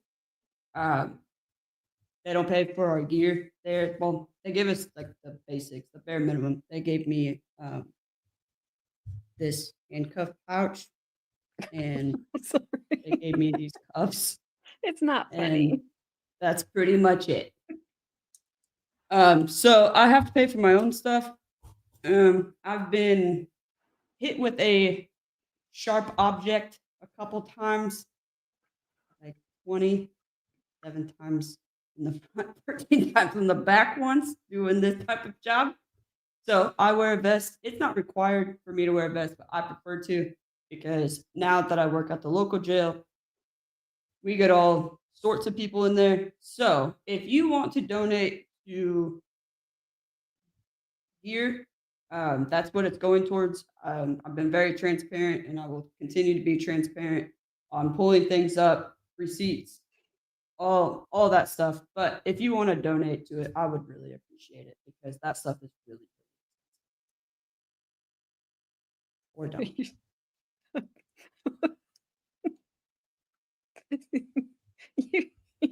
Carmen, you're a better grifter than I am, and because I am not one. And sorry, I'm reading the chat, which was hilarious. Yeah, he's like, Oh, you don't want to see my handcuff now? handcuff pouch. You're not helping this whatsoever. It snaps. Side eye says you look grown. That's not what the person at the liquor store said. He told me to get out. I was like, I'm 30, I promise. This guy is all about my horny life folder. Ew. You might as well have named it Secret Nudies.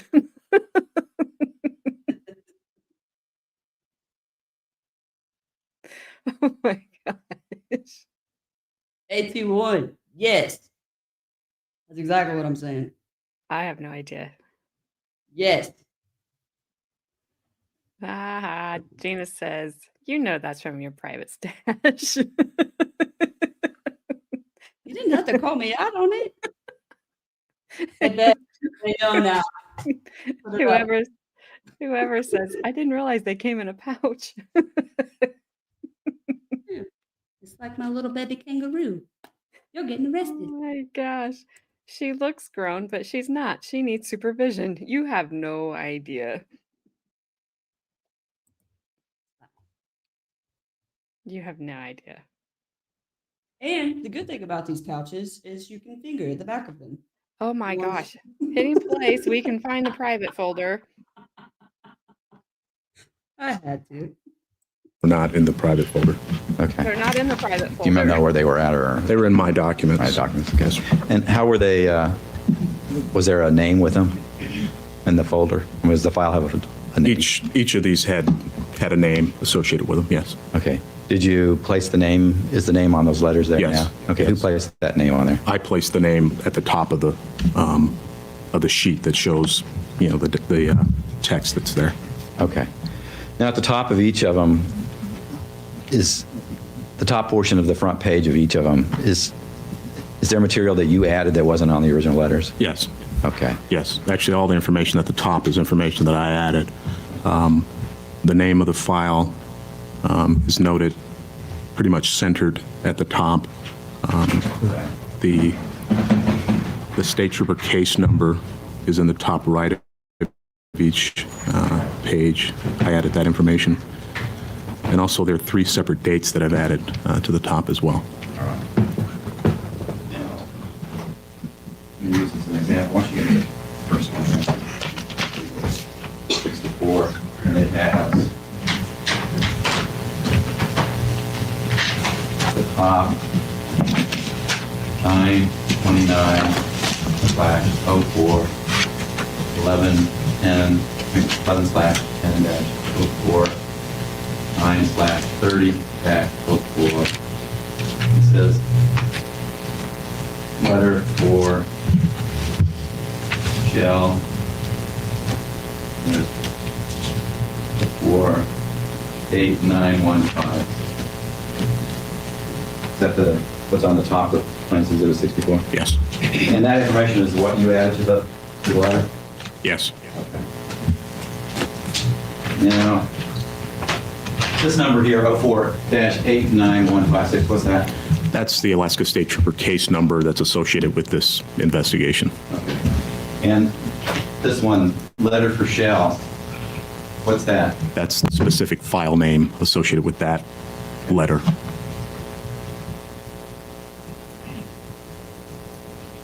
And was this the file name that was on that computer there? Yes. Okay, so you didn't add that. I mean, you didn't give it this name. No, that's the name that was associated with that specific data, that specific file. Now, this first date, what was that mean, that 9/29/04? That's the date that the file was created, meaning the first day that anything was basically saved for that file. All right. Now, I'm going to go to this last date here. What's that date?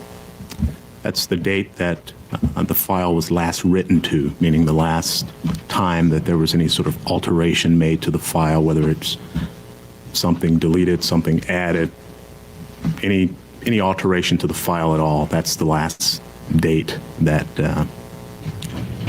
was given for an alteration of the file. Even if it's something as small as, say, changing a comma to a period.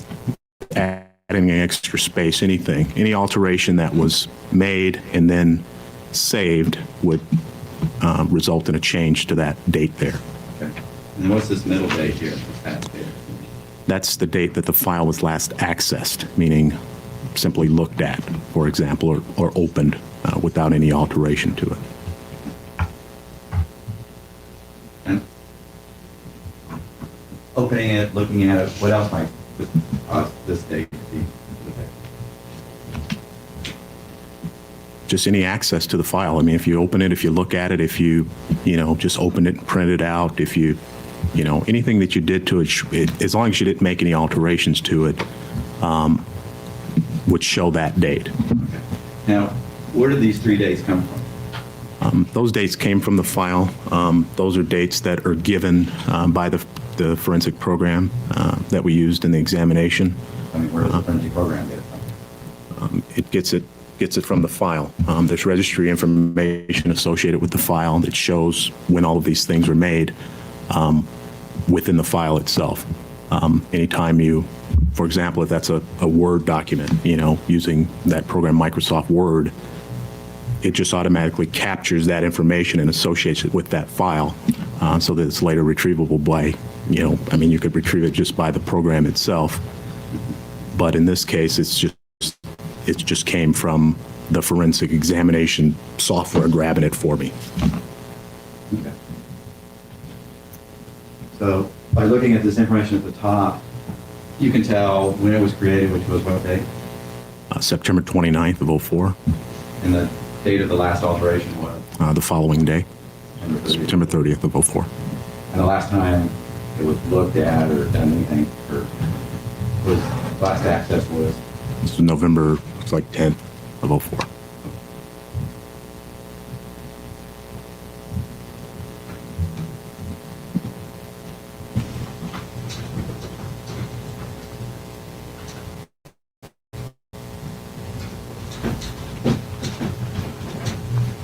Now,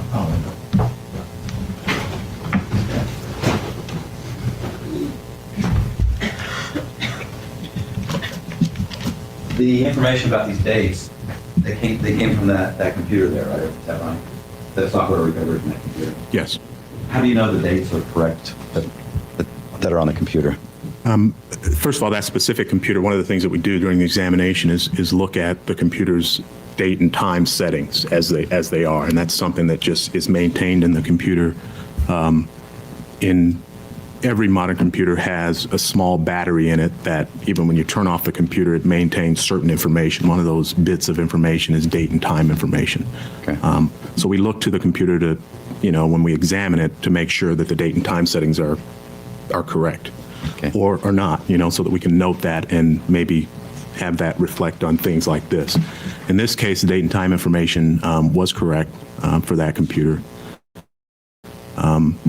Also, in looking at some of the narrative associated with the files, one of them talks about a specific day of the week, and then when you look at the date that it was created, you see that the date of the day of the week actually jives or is the same, so it just further bolsters that it's a correct date. Okay. So with that sort of information, I believe that the dates are correct. Okay. And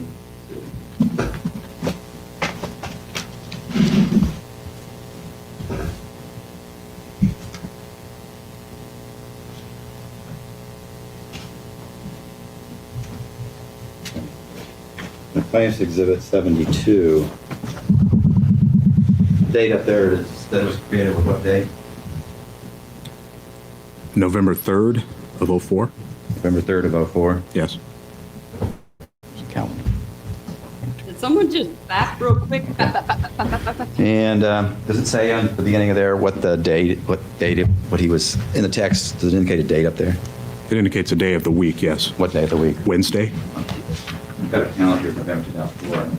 All I could think of maybe is he had Rochelle's pictures up there in the prosecutor's song. So wrong. So wrong.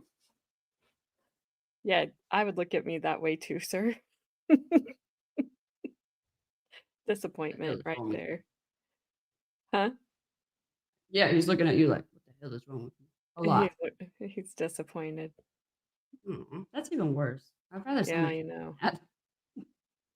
Ronnie, he's cute. I'm not even listening to his testimony. I'm just looking at him. She's Ronnie's like, like, oh, just tell me a story. I don't care what that file folder's name was. Cutie. telling me this inappropriate picture. Would you or could you He's not find them? No. Okay. You're so cute.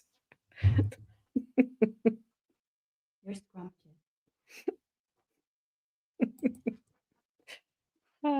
We love you, Ronnie. Don't hate us. Just we love you. Please donate. What? I did not say that. I said don't hate us. I know. I'm giving you a hard time. Oh, Ash is back. I thought that's Hey. quick dinner. We have a baby avocado together. Now She you're going can to still look. different race. Nothing wrong with her eyes. Drew you a bicycle. You didn't say you would look at the pictures. Please don't. She yes, says what- that's exactly what I was doing. Yeah, that's what I'll just picture Ronnie like this at her screen. Tell me more. And then they're gonna be like, all right, we're done with you. She's like, objection. I'm not Whatever that's all. done. What's up, What's up? Aviva? Uh, I hope I'm saying it right. Aviva, good to see you again. Hope you're doing well. See you Hey, later, thanks for hanging Gina. out. Hope you will join us again. Carmen may not be here as much because we got to see what her schedule is going to be. I won't be here for the rest of the week. I gotta go tonight. Yeah. Ooh. But hopefully I'll see you soon. Yeah, Bet. come hang out with us. You said that you're a lurker. Can you chat away? Chat away. Cool. Ash, we did have an Yay. understanding. What's up? She promises to properly make it up to you. Ugh. You too. Do I'd you say want get a room, but I don't want need you to. handcuffs? Ew. Mm. Or do you just want the pouch? Or you just want the do we need gloves? Oh my gosh. All right, now that guy's disappointed at you.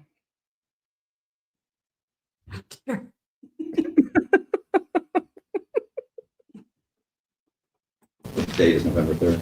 It's a Wednesday. And on the second page of it,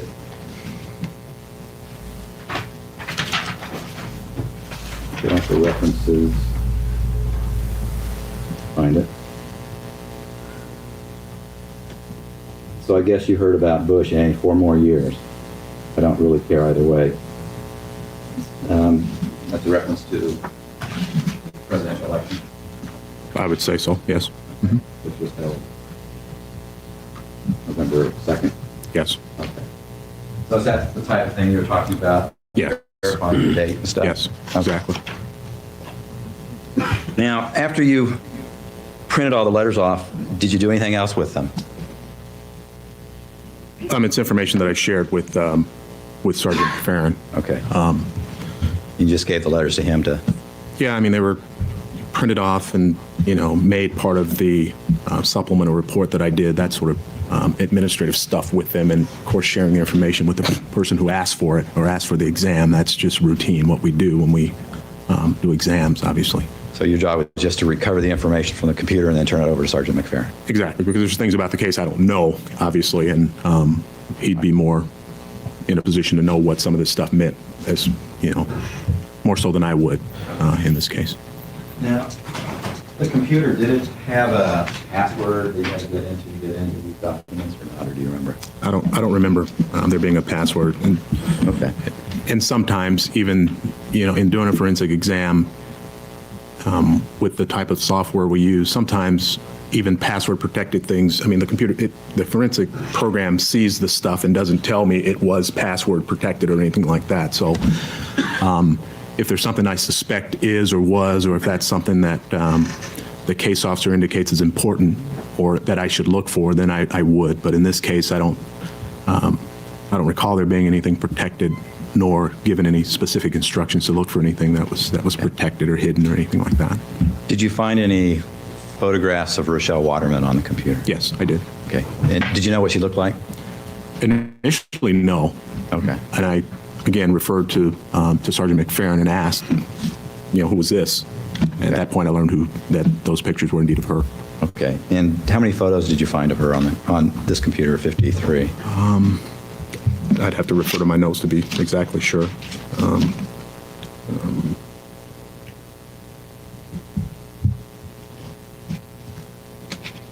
want to say there were 9, but let me just...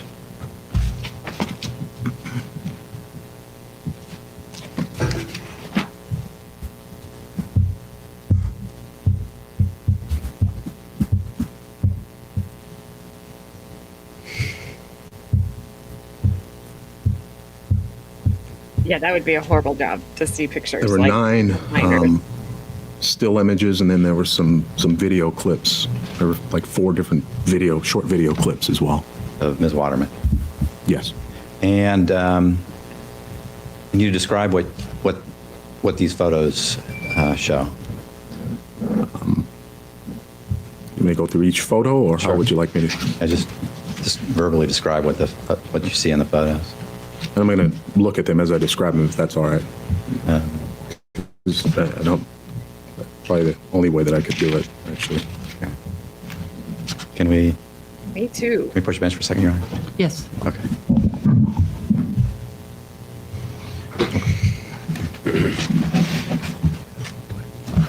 Ladies and gentlemen of the jury, you're about to hear testimony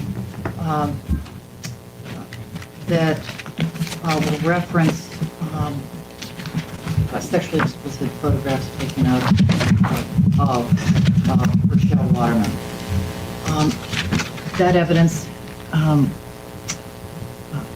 is being admitted for a limited purpose. It may only be considered by you for the limited purpose of deciding if it tends to show the relationship between Ms. Waterman and Mr. Arrant, and or the relationship between Ms. Waterman and or Mr. Riddell at pertinent times in this case. Such evidence may not be considered by you to prove that Ms. Waterman is either a person of bad character or that she has a tendency to commit bad acts. The purpose of the introduction of this evidence is again, very limited, and you should weigh it in the same manner as you do all other evidence in the case, and give it the weight, if any, to which you find it's entitled on the question of the relationship between Ms. Waterman and Mr. Arrant and or Mr. Riddell. Do not discuss or consider the evidence for any other purpose. It would be improper and unfair for you to do that. I will further advise that I have ruled that testimony may be presented about the nature of the photographs, but that the photographs themselves will not be admitted evidence. Go ahead, Mr. West. Yeah. Carmen, I know. I don't want you to go into. I know what that noise was. The defense attorney, he keeps tapping his fingers on the table, and his mic picks it up. Yeah, that's him, and I think he's probably really ticked right now. Because, Little form I mean- open. I mean, they're not getting the photographs, but they're going to. He's going to sit here and tell us about them. I guess for whatever reason, she looks like she's just horrified right now. She looks like she In the needs photo. some serious chapstick. That's it. Her lips are really dry. She looks kind of mad. Okay, are you done with your art class now, Carmen? She's done pinning it to her dragon.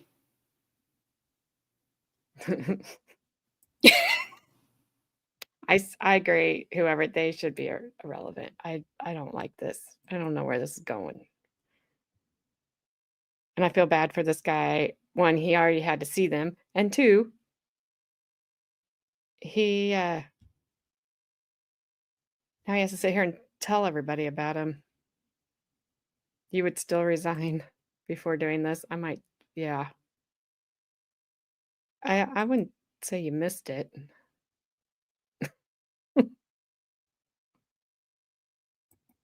All right, I'm hitting play. Oops. This poor guy probably feels like he woke up in a Jordan Peele movie. Probably true. He's like, I keep trying to get out. I can't. Whoever, do you want me to draw Rochelle's or just a normal person? A normal person, Rochelle's? please. Rochelle's? Gotcha. No, I want you to draw the scarecrow judge. Draw the scarecrow judge. Hold for on, me. I've already started on Rochelle. I got you. Well, I'm next pretty sure one, that- and then oh. mail it to me. Do not encourage her. No, I'm gonna frame it and put it on the wall behind me. Don't send it to me. I'm not putting it on the wall behind me. That's fine. I have my credibility hanging back there you sent me. I got to keep it. Real graphic detail about him, but can you describe what the pictures show? There's various pictures. I indicated there were 9. There's actually a few others in different places on the computer. The ones that I specifically referred to were some that were there were nude pictures of Miss Waterman, of Rachelle Waterman. Basically, they appear to be taken in a bedroom on a bed. In various states of undress. I mean, some of them, there's one where she's fully clothed. There's another where she's partially clothed, appears to be, it's kind of hard to tell, but it appears she's wearing a bra and panties. Then there's another picture where she's, appears to be fully unclothed. Again, on the bed, she's sort of kneeling and looking back at the camera, and her genitalia is exposed. And it's like she's sort of touching her genitalia. There's another photo, appears to be on the same bed. I mean, the background stuff on the walls is all the same, where she's holding one of her feet up in the air. She's facing the camera with, her genitalia is exposed. This other photo, again in the same setting. She's laying back on the bed. Genitalia, again, is exposed, and it looks like one of her fingers is inserted into her vagina. And then there's another photo that, it's hard to tell whether she's wearing clothing or not, just because of the way the photo is, but it's just she's sort of posed looking at the camera with her head resting on her hands. And there's another photo. I hope not, Baker, because she's 15.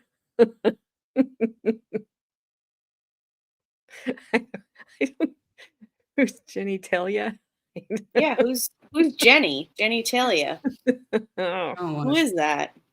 I don't want to show my drawing anymore. yeah. I didn't wanna think see you'd it. want to.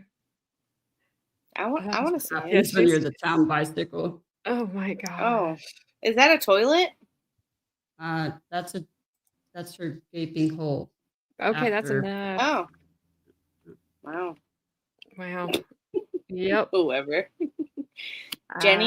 Yeah. Paging Jenny Talia? Oh my gosh.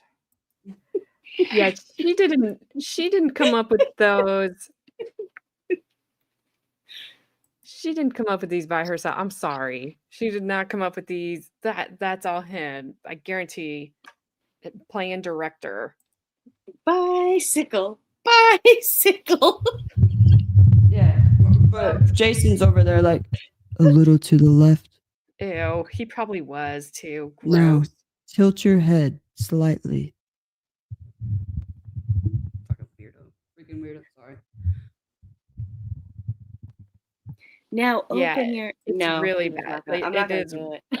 really bad and sad, and I am like, No way she came up with that on her own. Yeah, I'm with you, side eye. This is gross. I don't even like he's making me uncomfortable. Baker, I can't teach you everything, Baker. You can't call me the devil and then I teach you something. All right? It just doesn't work that way. You'll have to ask Carmen on Saturday. No, Carmen. I love how The Carmen's like inside looking part it or up. the outside part? No. The knob at the top. He asked what the knob at the top was. Outside. The outside part. Oh my gosh. Yes, of course he woke up for this craziness. Of course, yeah. He has. And I'm still uncomfortable. Like he could not make them any just more kind of plain, and I am still like, I mean, I don't know. This guy just looks uncomfortable. me too, let's go. Me too. Lots of Wow, love, we're making Buttercup. you uncomfortable? Wow, I mean, I'll take that as a badge of honor. Thank you very much. That's what I'm sitting here saying. I'm like, I'm about to go get a plaque. And now Baker's making me uncomfortable. That was awesome. But what? Can I hit play now? Please? Yeah. Open Thanks. your Circle that eyes, button. Lesko. Open your eyes. Go ahead and All circle right, that. CJ, Do circular did this to motions on that yourself. play button, Mom. No. What? Circular motion. All right. Muting. It's just a close-up photo of a female's vagina. It's along with all these other photos. There's fingers in the photo as well that are painted with a dark color. Obviously, and they look the same as the fingers in the other photos, which would, make me suspect that it's the same person, although I don't know that. And then there's one other photo where her face isn't visible in this photo, but it's in the same room, same setting. Again, it's a female. She's laying on her back on the bed, sort of a spread eagle sort of position with, looks like one of her fingers inserted into her vagina as well. Okay. Now you said there were 3 short videos? I think there were actually 4, and you had asked earlier about, sort of, I guess, chat dialogue and that sort of thing, and that, although I didn't see the text specifically associated with chat dialogue, these video files, based on what I've seen before, they appear to be what's known as a screen capture, where something's playing on your screen. There's software that you can use to just capture whatever's on your screen of your computer, and it captures it, makes it into a file, and it is what it is. Whatever's on the screen is what it captures and saves it as a file for you. And that's what these video files appear to be, is screen capture of someone using a webcam and chatting. A lot of the webcam sort of software has, that sort of embedded in it, the ability to chat with someone online, that is, correspond back and forth in real time with someone while you're looking at them, and you guys are chatting back and forth. And that's what this appears to be, a screen capture of just that sort of interaction between people. Don't know who specifically. Did you see who the person was? I could see one of the people. One of the people was Rachelle Waterman. As you let one of these play on, it starts out with sort of some sexually explicit, sort of similar sort of imagery as I just explained. Excuse me, Your Honor, can we approach real quickly? Yes. Ladies and gentlemen, we're going to take a very short break, but probably about 5 minutes. Really, when I say 5 minutes, I mean 5 minutes. It doesn't work out that way. But please remember the admonition, don't discuss the case, keep an open mind, no contact with parties and witnesses. Now excuse me. Wait 1 minute. Okay. We continue on record and swear that you remain under oath. Right. Go ahead, Mr. West. The 4 videos you were talking about, how long are they? They weren't very long. I don't recall specifically how long they were. I didn't really track that, but they weren't, they couldn't have been more than a couple, 3 minutes apiece. Okay. And were they all taken in the same location? Yes, Okay. And you could tell that by? just by the surroundings, they appear to be the same room. Are they the same as the photographs you described, the same room? The setting is the same, yes. Okay. And is it this? There's one person in the room on each of the videos, is that right? There's only one person that's shown, yes. Okay. And does it appear to be the same person in all 4? It appears to be, yes. Okay. And you said you could actually see in at least one a face of the person? Yes. And that was? That was Rachelle Waterman. Okay. And without going into much detail, what did you see on the 4 short videos, I should say? Sort of similar posing, sort of behavior on the bed. To the photograph? Moving around. Wait, she sent the jury out, right? Did they bring the jury? Is he talking about this outside the presence of the jury? I don't know. I was getting vagina photos. Like, why? Because if he's doing it and they're not there, and then we got to do it again. No. I don't know. All I know is that he's winking at me. I think No, his eyes he's twitching. winking at Ronnie. Listen, Ronnie's got enough going on. I got this. Hola, she needs- Del. She needs somebody to relax. Oh, hello. I thought, yeah, she sent him out, and I can't. I don't want to hear it twice. I didn't want to hear it the first time. I didn't want to hear it Where is anytime. that? Oh, Sure. hey, Shinny, hey.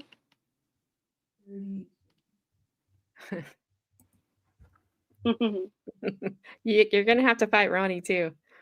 Oh, I'll fight you for it. Yeah, sent out for 5 minutes. So why are they? But they Verdwire, whatever, Verdwire, whatever. Whatever. The school counselor right in front of the jury, and they've already had an argument on this. I don't understand. I can't help it, Bad Dazzer. It's just the one eye is just staring right at me. All right, I guess I'll see what's happening because I don't want to. On the room, it's similar to the photographs. Okay. Then in that last one where she's actually visible, she moves basically to the keyboard of the computer. She's closer, obviously, to wherever the webcam is set up, I assume on top of the computer or somewhere in that proximity. And you can actually see her appear to be entering text on the keyboard. And in addition, on the screen capture, you can see sort of scrolling text. You can't read it, but it's clear that that's what it is. It's somebody chatting with someone else, or just back and forth, and it's scrolling as someone's typing and delivering this dialogue back and forth. So you weren't able to recover the text that's being typed in? It's just not visible, and it doesn't. I mean, the screen capture doesn't capture the whole field where the text is either. So Okay.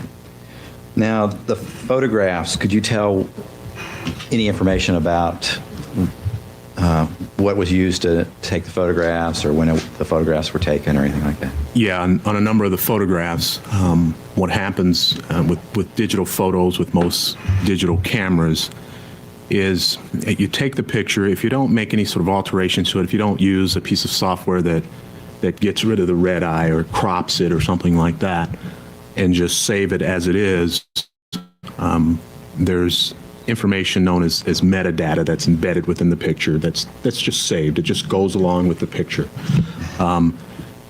In this case, the metadata shows, often it'll show, the exposure that was used on the camera.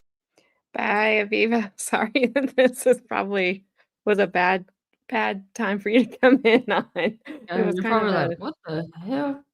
it, eh, yeah. So Americans. we're not all bad. I promise. But This, Yeah, this is bad. I know we you've been here probably are. before. Yeah, she's I've the never one met from you. Jerusalem. Yeah, Jerusalem. so it's nice. It's nice to meet you. I'm AJ's daughter. Nice to meet you. And I hope you sleep well. Just found. Sorry. What? Nothing. I'm laughing at myself. Never mind. You found what? And nothing. Camera and, you know, the time and date that it was taken, which would be accurate, assuming that the camera was, you know, that you set the date correctly on the camera. And it would show you the type of camera that was used, you know, the specific camera. In this case, I could refer to my notes and tell you the specific camera that was used that I referred to.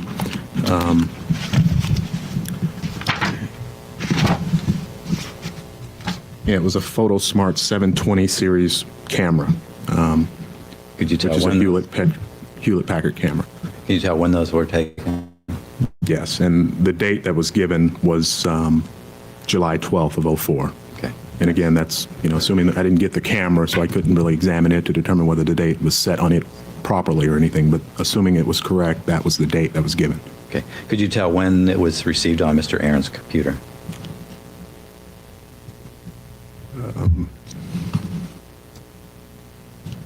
Or did you find out information after? You know, I don't know. I don't know Okay. the answer to that.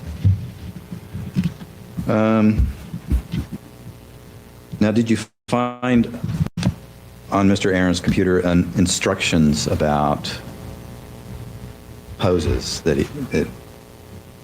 to take, you know? Yes. And where was that at? That was, again, within the file structure on the computer. You were right. Was, let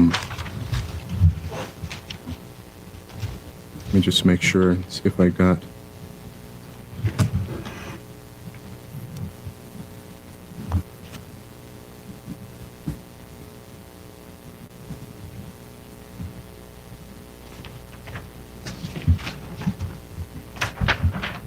Yeah, I don't know. We usually hear them bring the jury back in and have to stand and sit for the jury to come back in. Yeah, it was just a file named We were doing that.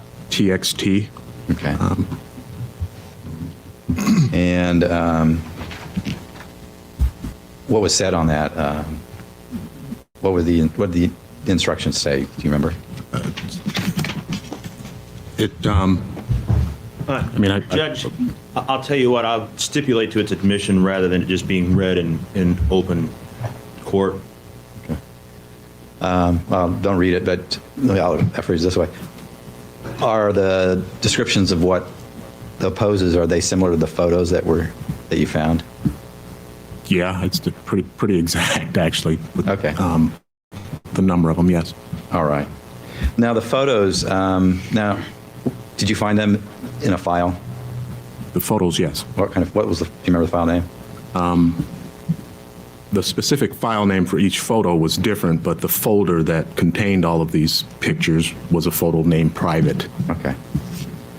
And the instructions, were they in the same They folder? weren't in the same folder, no. Okay. Now, you examined another computer, I think it's Exhibit 52, is that correct? Yes. And What? My headset's cutting in and out. Did he say that there were like Jason basically like pose this way, pose that way? I think Like he was just a saying couple that. minutes Yeah. ago? Yeah. And then he asked what the file name was. He's like, well, the folder was named private. I'm like, guess nobody looks there. Yeah. I'll be like, oh no, I can't go to that one. It's private. Yeah. Private, just private. Yeah, I can't imagine being an adult having this happen, let alone being 16 and having this happen. Like, that would be bad.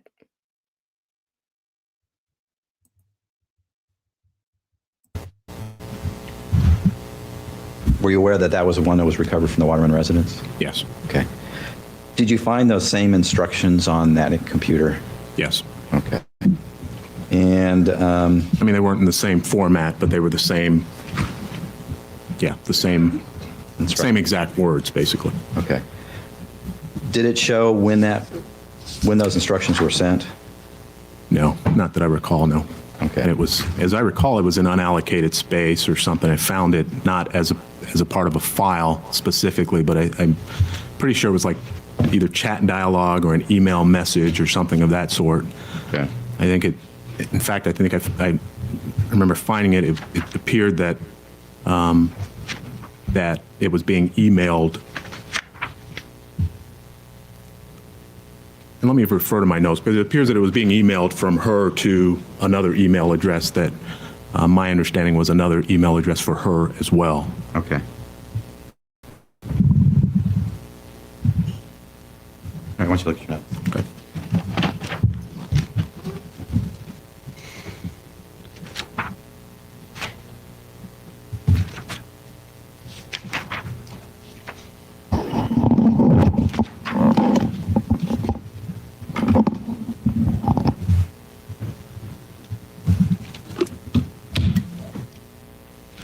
Yes, it was in an email message, and it was sent to another Hotmail email address called badkittengirl21@hotmail.com, and it shows that it was sent on August 29th, 04, at like 6:15 p.m. is what the what the email showed. Did you check the clock on that computer? I think it was 52. Yeah. Yes, Was it working, or did it appear to be? yes, it was. Okay. Thing about just the thing about email messages, however, is that often the time for an email message is sometimes the time that the server gives as opposed to what's on the computer. So you can't rely on that time being the time that's the machine's time that is being viewed on. Okay. You'd have to kind of look at it further and figure out what that specific server does with emails and that sort of business. And we didn't do that with this. Okay.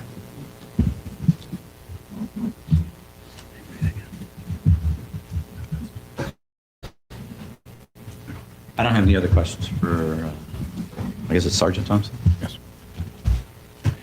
Any cross-examination? Yes, I have some questions.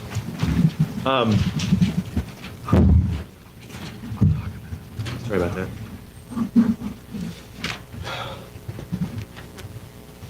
Maybe I'm dating myself, but isn't the term female parental unit from the Coneheads on Saturday Night Live? I've heard it there before as well. Yes. Okay. All right. I want to ask you a little bit about those photographs. You said that the photographs were taken on July 12th, 2004?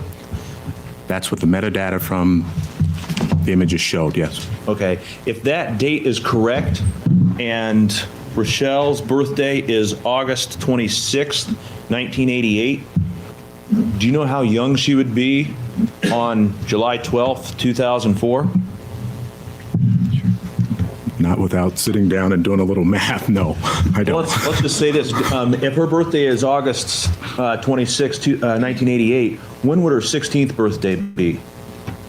It'd be August 26th, 2004, wouldn't it? Yes. So if the pictures were taken before that, she'd be 15, Yeah. right? All right. Now, I believe that you said that you were in the computer and financial crimes. Yes. You know, but the computer crimes also generally includes child pornography a lot of times, doesn't it? Yes. Did you investigate any child pornography cases while you were in that? Yes. Okay. And if in your capacity as a trooper in that unit, you received information that a 25-year-old man is sending an email to a 15-year-old girl on how to pose nude, and those pictures, you know, or the pictures that you get then are in compliance with those instructions, would you be interested in that as a trooper? Yes. would you want to maybe potentially start investigating and potentially prosecute the person that had sent that email? That information was referred, in my view, for that reason. Okay. Information was given to that effect to Sergeant McFerrin. Okay. And that was, I'm sure it was discussed, but All right. as far as preferring charges on it and that sort of business with a case that isn't mine, that isn't the way that would operate. When I do an exam, I give the information to the investigator, and it is, like we said before, it is what it is, and that's dealt with And accordingly. that's dealt with by somebody else. But Normally, yes. If it isn't my case specifically, then yes.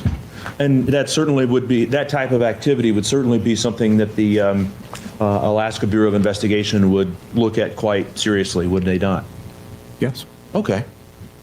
Okay. And the only connection that you found, I think, between the Alienware computer and the computer that was taken from Rachelle's bedroom was just that email, right? That email from the Alienware on the instructions on how to pose.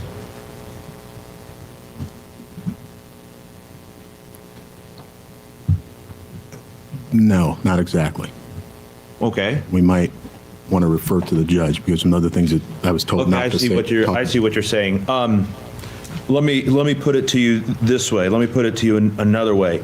There were no emails from Rachelle's computer to Mr. Arrant's computer that you recovered, right? No, not that I recall, no. You didn't get any emails from Rachelle to Mr. Arrant saying, my mom's going to be out of town this weekend, it'd be a good time to kill her, did you? No. Okay. And the letters that you printed up that came off of Mr. Arrant's computer, those essentially were word processing documents, right? Yes. Do you know if they were from Word or from WordPerfect or? I don't know. I think they were Word documents, but I can't be sure of that. Now, if they're from Word documents, you can just click and send them to somebody else pretty easily, right? Could attach them to an email, or you could print them out, send them, or however I don't. Could you tell from the Alienware computer whether any of those was ever emailed to Rachelle? I didn't find any evidence that they were emailed at all on that computer. So do you have any idea, based upon your investigation, which, if any, of those letters Rachelle ever got?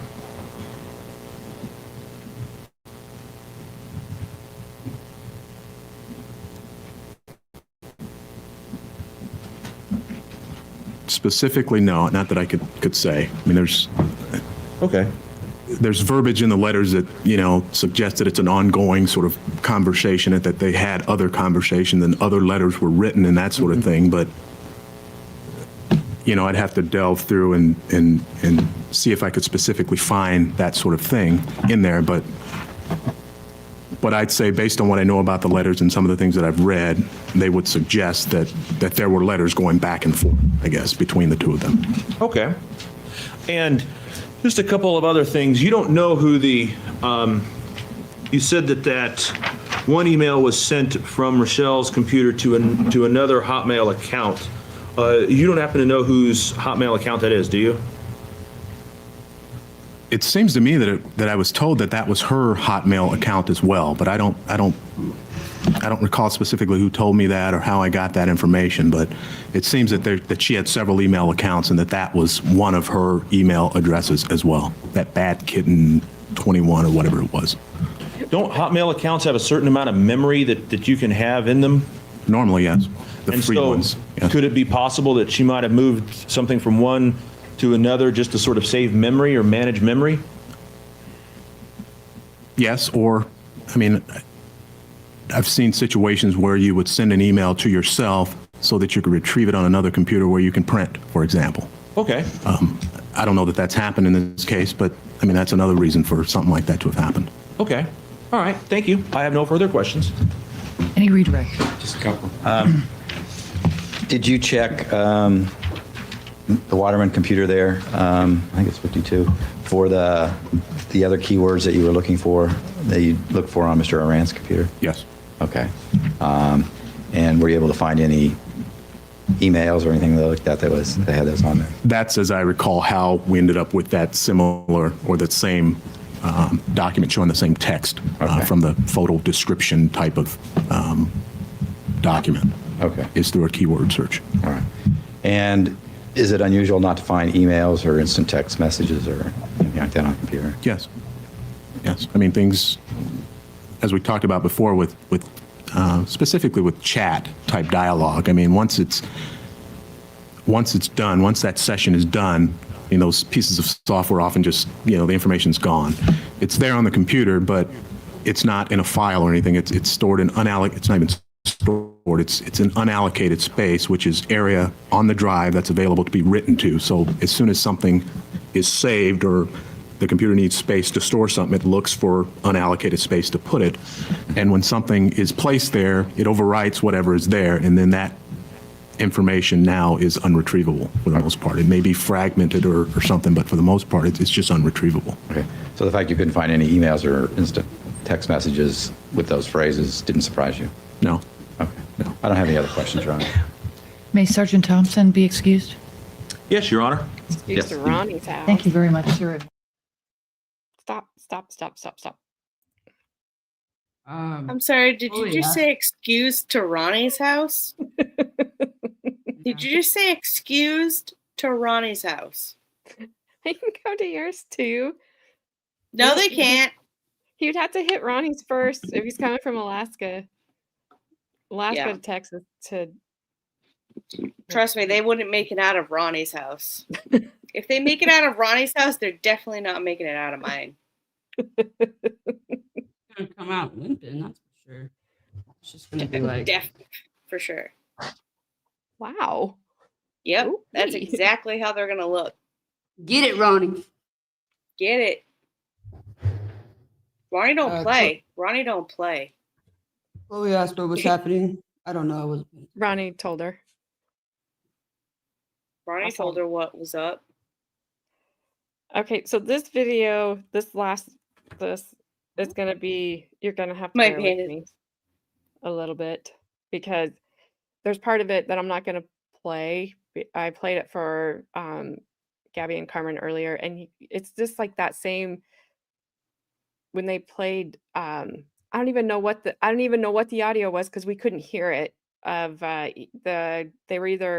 It was either when Jason had the wire on and was talking to Brian Riddell, or they were interviewing Jason in the car. I have no idea because we couldn't hear it. I think it was The Wire. Robin, no. Whoever didn't do a spoiler, she's talking about something else. So I'm gonna kind of skip a couple places in this video once we can get through it, and then because otherwise, if I don't, I'm gonna have kind of this odd breaking point, whatever. Breaking You know what? Not You know what I breaking- want to say? Do you, boo-boo? So I can play the first part of it, and then I'm gonna skip, and then I'm gonna play it, and then we'll be done because I'm not going for 4 hours tonight. Sorry. Play, skip, play. Go, skip, play. Whoever, it's cool. It's what? Whoever said, I can't believe you are wearing a sweatshirt if it's in the 60s there. It was almost 90 yesterday, and now it's in the 60s today. Plus, Yeah. this room gets really, really cold. There's a vent that Well, it's right. and when behind she me. said that to me, I said, go beep yourself because it was 51 here today. So, Yeah, I got it from you first, and then I called Grandpa, and I was like, how are you? I was like, I'm cold. And he's like, what's the temperature? I was like, 65. And he's like, shut up. It's I didn't- 44. I No, never said Grandpa- anything. Grandpa You said shut you. As I say, you said you got it from me first, and then my dad. And I'm like, I didn't say anything about you being cold. No, I guess I should reword it. It's you said that it was cold there. And I was like, It's a you little have chilly. no idea. Yeah, It's well, 65 whatever. here. It's And a then I little called chilly. Gabby. I was like, I'm cold. She's like, what's the temperature? I said 65. And she told me to get bent. It was 51 or whatever it was. I did. Yes, I did. Aviva, I thought you went to bed and then you're like, I'm addicted to this stuff. It is Sorry. addicting. The horrible part should be mostly Yes. over. We don't have to hear about that kind of Well, stuff anymore. hopefully you're not having a bowl of moose knuckle. Oh my goodness. Enjoy the ice cream. I can't Yeah. speak for the candy. You can just tell the Americans to shut up here, such as Gabby. No, You can. It's Because not well, even, you can, but it's not. We're not gonna shut up. But I mean, not it's not me. even rude. Not me, because I'm perfect. Oh, Here. okay, Carmen, calm down. all right. So this guy that's on the stand now is investigator McPherson. He's the one that's been sitting next to the prosecutor that I kept hoping was another prosecutor that was going to ask better questions. So my hopes are dashed. That's not happening. Also, he mumbles just as much as the prosecutor does, and it's really just annoying. Detective Mumbles. I mean, come on. How do those two even have a conversation? Right? Are you Mumble, gonna mumble, charge him? mumble. Spread Are you like- eagle. Mumble, mumble, mumble. Are you like gonna Candy, charge him for candy. crime or something? And then I don't know. I don't know. Robin, Hey, did yeah. you get that thing in there? You know what I'm saying? Yes. Yeah, exactly. Robin, yeah. I saw that you had a cold front come through too. Hey, Cheyenne, she was wearing a hoodie and Uggs today as well. And A hoodie and Uggs was 65 degrees. they They don't I have. also have kosher candy. Kosher can't. What the heck is kosher candy? It's What does that even mean? It's with like cultures and stuff. It's what? It's what? It's things Gabby, with like you live on cultures. the East Coast. Like, Yeah. Like, think about somebody Jewish. says like- I'm on like a kosher diet. It's Yeah, I know what kosher is, but how do you get kosher candy? Kosher isn't Oh, made I with thought like it was like you pork didn't or know what anything. kosher was. I'm like, you live Oh. on the East Coast. no, it's no different than it, like if somebody says it. It's just never mind. Move on.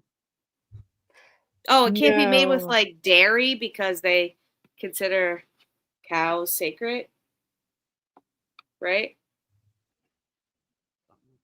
I gotta go tell Cheyenne good night. I think that's the wrong country.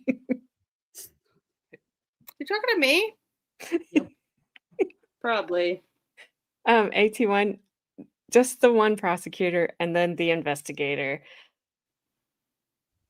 Okay. Uh, Well, I failed at life, apparently. that was hilarious, Gabby. Anyways, Well, I can't explain kosher it either. But anti-pork, right? Okay, anti-pork, but they praise the cow. Is that what it is? no. What is Wrong- it? Yeah, wrong religion. I don't know. I mean, All right, I just grew up in the Google. hood, in the city. Jeez. Jesus Christ. Google. Press Google. play. Google. I'm pushing play. I'm not Googling nothing. Whenever you're ready, sir. Thank you. State your name, spell your first and last name. Randy McFerrin, RANDY MCPHERRON. And how are you employed? I'm with the Alaska State Troopers. And how long been with the Alaska State Troopers? About 17 and a half years now. Okay. And prior to being a trooper, what did you do? I was an officer in the United States Army for several years. Moved up to Alaska in '84. Did a couple odd jobs here and there until I was able to get into the Trooper Academy. Okay. And where have you been stationed at during it? I've been stationed in Anchorage, Kodiak, Ketchikan, back to Anchorage, out to Palmer, and now I'm back in Anchorage again. And when were you in Ketchikan? 1995 to 98. Okay. And what did you do there? For the most part, I was an investigator stationed there in Ketchikan, Okay. but I worked all over Southeast. Okay. And what kind of cases did you investigate as an investigator? Serious stuff, homicides, sexual abuse of a minor, sexual assaults. Bye, Heidel. Have a good night. We'll see y'all when it's not so crazy. Or even more crazy. We have no idea. But have a good night. Okay. When you were stationed at Ketchikan, did you travel to Prince of Wales? Yes, several times. Okay, so you're familiar with the island before this? Yes, very much. Now, what's your current position? I'm a sergeant. I supervise the Anchorage unit of the Alaska Bureau of Investigation. I have 3 investigators that work for me. We work all over the state. Mostly we support other trooper units, other investigative units, small police departments with their major case investigations. And what are major cases? Homicides, deaths, suicides, sexual assaults, sexual abuse of a minor. Okay. And how long have you been in that unit?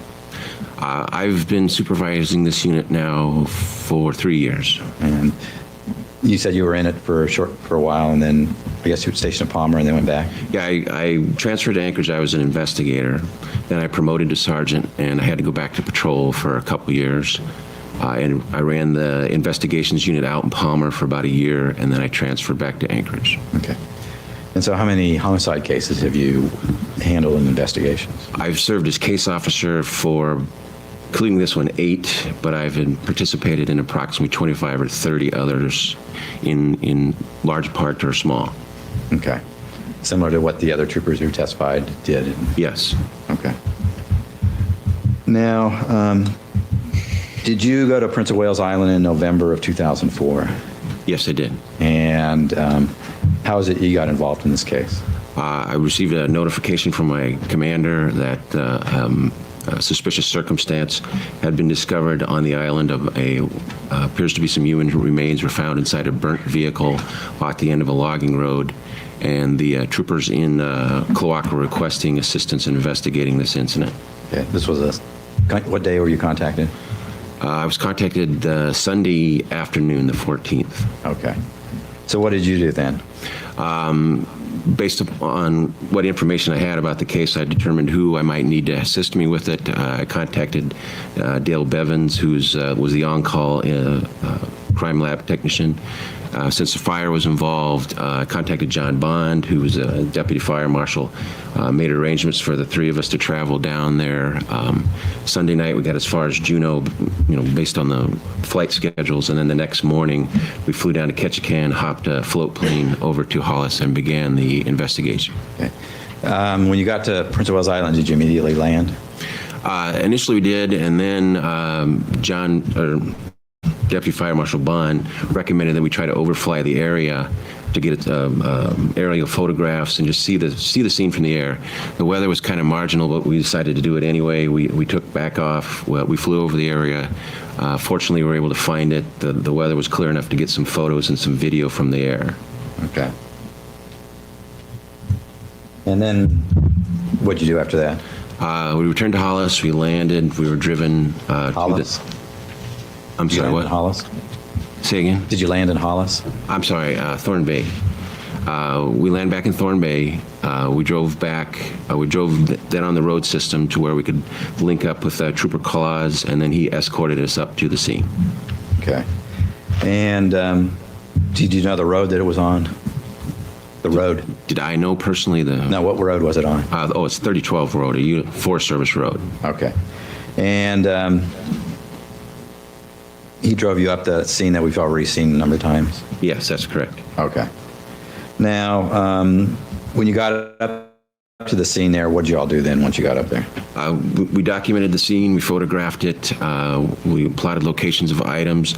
We examined what was there. We searched around the general vicinity. Excuse me. We collected the human remains out of the vehicle once we were ready for that step. Got those removed out of the scene. Then removed the van and had it towed away. Okay. Were you able to determine who the van belonged to? I was able to find the vehicle identification number plate. It's a little, I'm sure you've seen it in the left-hand corner of your car, but it's a metal plate about this long. It's got, I think, 17 or 19 numbers on it. Okay. I found it in the engine compartment of the vehicle. Okay. And were you able to read it? Yes. And so you were able to determine the VIN number? Yes. Okay. And is that when you confirmed whose vehicle it was? Yes, that's correct. And whose vehicle was it? I was registered to Carl and Lauri Waterman. Now, At that time, did you have any, once you verified who the vehicle was, did you have any suspects or people you were thinking of interested in, or? At that particular point, not really. I mean, we had the vehicle, we identified the vehicle. We had received the report that Lauri Waterman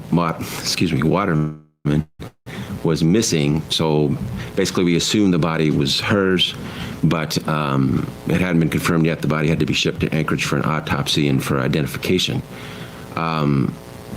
Once we had a good idea of who it was, we began a process called victimology, and basically figure out who the victim is, who they associate with, who they were last seen with, who would possibly have a reason to or a motive to kill this person.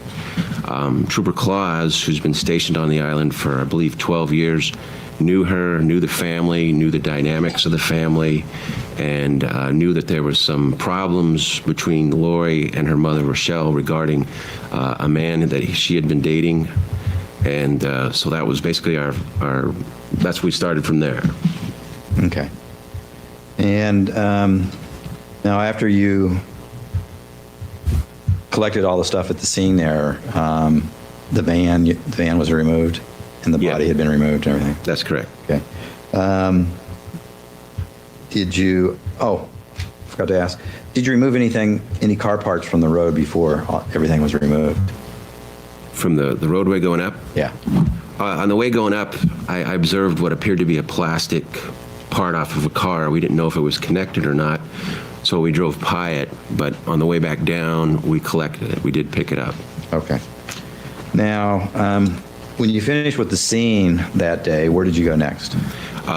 We drove to Klawock. We put away the evidence we had found so far, and then at that time, we went to the Waterman residence. We obtained a search warrant to search the residence and began searching the residence. Okay. And this is what night? This would have been the evening of the 15th. Which is? Monday. Monday night. Okay. And did you talk to anybody that night?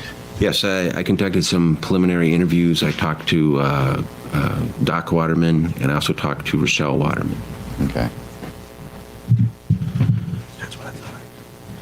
Let me show you what's marked identification. Today's Exhibit 29 and after keep identified. Doesn't matter what he's marking as identification because we can't understand it. All I heard was, that's what I thought. Yeah. I don't know who does that. It's got to be the prosecutor because I would figure, I think the defense attorney is smart enough to turn off his mic, except for when he is tapping his fingers on the table. Frank, I was just wondering where you were. It's like you've been Just so awful that quiet. everybody knows, what Ash tried to put in the chat was she smothers chicken and unborn children. What? You two wouldn't let her put it in there. Ash, when they were talking about food, Ash said that she smothers chicken and unborn children. Ew. Okay. All I said was, boo that, Ash. I said, no, you will not boo that, Ash. But back to Frank. Yes, they should care. They're getting a bunch of money out of it. Oh, you're still in Belgium, trying to stay humble and quiet.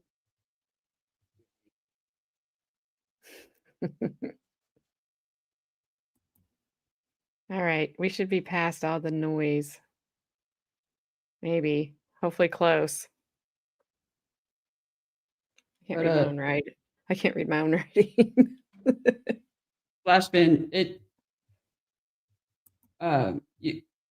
it was your channel, I don't know where your comment was because that wasn't it. You know, it's the comment I'm talking about.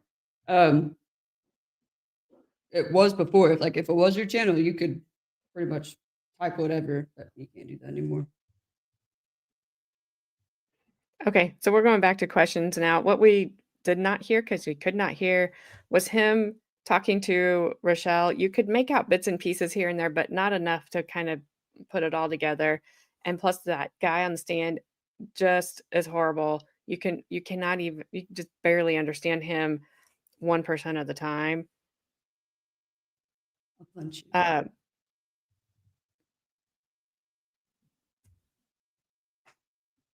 Gabby. And then, so we will watch her interrogation videos starting tomorrow, I think. Gabby. Whoever says I have to watch, he's such a bitch for.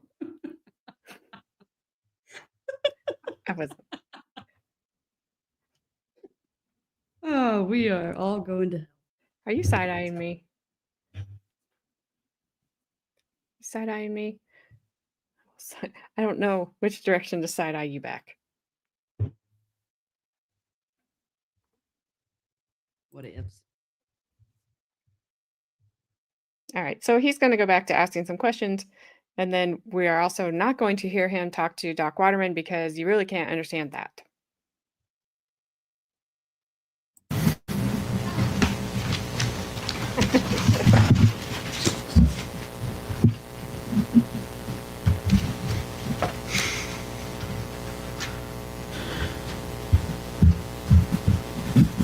Now, who else did you talk to that at that time that you were talking with Ms. Waterman? I talked to her father also, Carl Waterman, before that interview. Okay. And about what time was it that you got to the residence and talked with him? If I could refer to my notes, I can give you the exact time we were there. But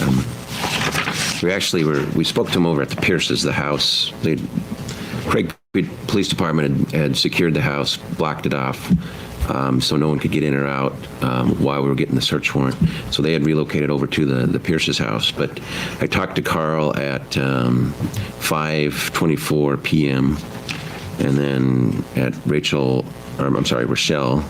I have a daughter named Rachel, and so if it mixes it up every now and then. Anyway, I talked to her at 6:15 hours. 6:15 p.m.? Yes. In the evening, okay. Now, did you interview anybody else there at that time, or did you just talk to the two of them? No, that was just the two of them I talked to. Then from there, we went on to search the house, or begin the search of the house. And had you gotten a search warrant by then, or? Yes. Okay. And what days did you search the house? We started the search that evening. I think we finished up, let's see. We finished up about midnight that night, a little before midnight that night. The house was secured. A guard was posted on the house. We went and got a little rest and then went back the next morning. Okay, and when did you search the next day? We started the next day on the 16th, about 7 in the morning, 7:20 to be precise. And did you finish the search that day? Yes, we did. And when was it that the search ended? It was later in the afternoon. It was about almost 6 o'clock in the afternoon when we finally finished the search and allowed the Watermans to go back into their house. Now, how did you divide the search up of the house?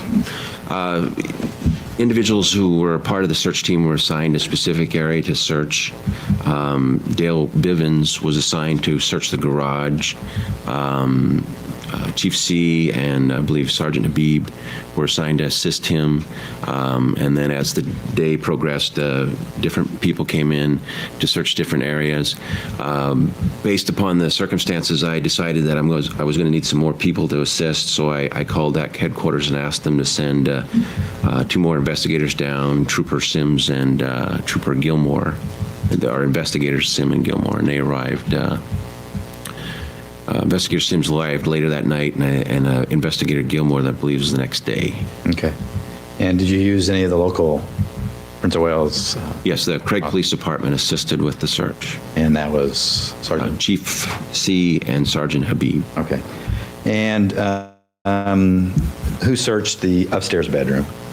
I believe it was Sergeant Habib. Okay. Anybody assist him? I believe Chief C was helping him. Once I got the duties assigned with the search, I didn't stay there. I kind of went off to did other things as basically I was the case officer, so I was kind of in charge of coordinating everything. Okay. Were you involved in any of the search of the house? Yes, I later went back there the afternoon of the 16th and helped. Okay. Now, what did you do? I focused primarily on the upstairs bedroom, Okay. the master bedroom. And what did you do up there? Sergeant Habib had located what appeared to be some synthetic fibers lying on the floor. I helped him document those, photograph them, and then collect them. Okay. And what else? We collected I believe we collected the bedding off the bed. Doc Waterman had found a fingertip off a glove. We collected that. Also, while I was there, Doc Waterman handed me a file that he had saved that contained some emails. He claimed that he had found these on his daughter's computer, on Rachelle's computer, and he wanted me to see these because he thought they might contain some information that might be useful to the case. He found them suspicious. Okay. And what else were you involved with in the search of the house? We also seized some, I believe there was a total of 3 computers from the house. Okay. And Dale Bivens had found some fibers that were similar to the ones in the upstairs bedroom in the garage. We also decided to seize the knob assembly off the door that accessed the garage from the house. During the course of this, we found what appeared to be some blood on the floor of the garage. I walked over next door to the Pierces and asked Doc Waterman about it, and he said that he had recently butchered a deer there. So based on where the blood was found, there was hooks on the ceiling. We figured this is where he butchered the deer, and this blood was not connected to the scene, but we collected blood samples anyway to get them analyzed and determine if they were human or animal. Okay. Now, the fibers that Dale Bivens seized, you were in court when he opened the envelopes up?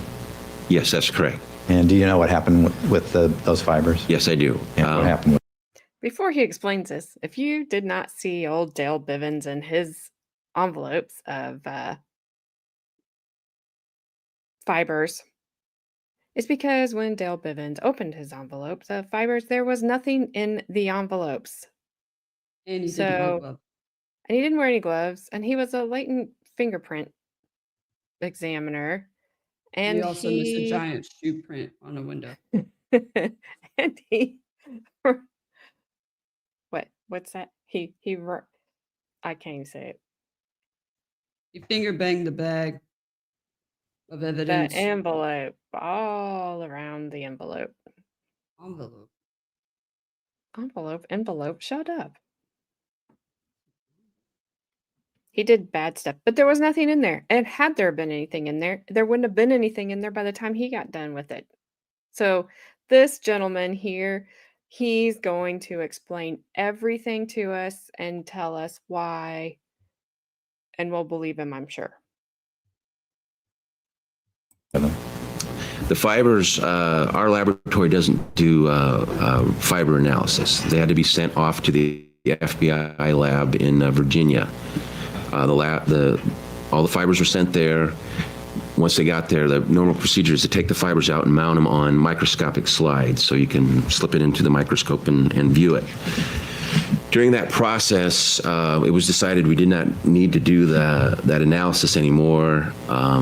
We decided not to do it. We decided to just send the stuff back. Well, what had happened is the FBI basically created an extra evidence item. We sent them 10 items. They sent 11 back, which was all the fibers mounted on a slide. And for some reason, they resealed all our envelopes with the evidence seal, so we had no way of knowing what was inside. Because they were fibers, and fibers are easily lost, we didn't want to open them up and potentially lose them. So all this stuff was logged into the evidence room at the crime lab, and then there it sat until the trial began. So when we just opened the trial, it said, okay, we need these 10 items, not knowing we had an extra one. So we were sent the 10, and these envelopes were empty. And the fibers were with the 11th item that's at the... Yeah, the fibers were still at the crime lab, mounted on slides as an extra item. All right. Okay. Yes, that's what he means. The fibers weren't wrapped in piece of paper like you would get on the corner if you were buying certain items. Not even like that, Carmen.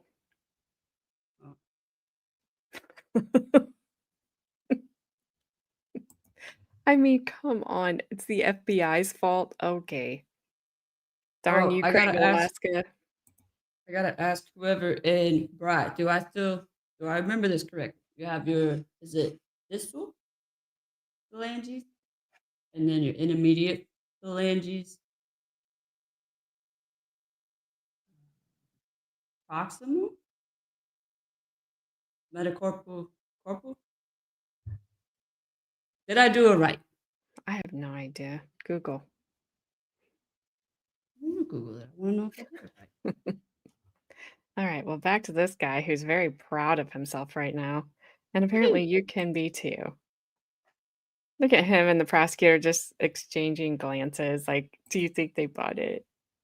He's like, I'll be your Huckleberry. No, he's not. Never mind. Never mind. I was gonna say something. So you about literally lost it during the last challenge that you had of this. So yeah, I decided. You chose. You didn't wake up and choose violence. Nope, I'm trying to be a better person. This is a good Christian channel. That's good. Okay. Now, did you find evidence that Ms. Waterman had returned home from the Chamber of Commerce dinner? Yes, we did. And what was that? We'd gotten a CD of some digital photographs that were taken of the Chamber of Commerce dinner on the 13th. We printed those out, and they showed Lauri Waterman and what she was wearing: a black top, a black and green skirt, hose, and shoes. And we used those photographs, and we found that clothing hanging in her closet. Okay. Did you find anything else that indicated she was at the Chamber of Commerce dinner? There was a jacket I believe she won as a door prize. It was still in the clear plastic bag that it came in. Okay. And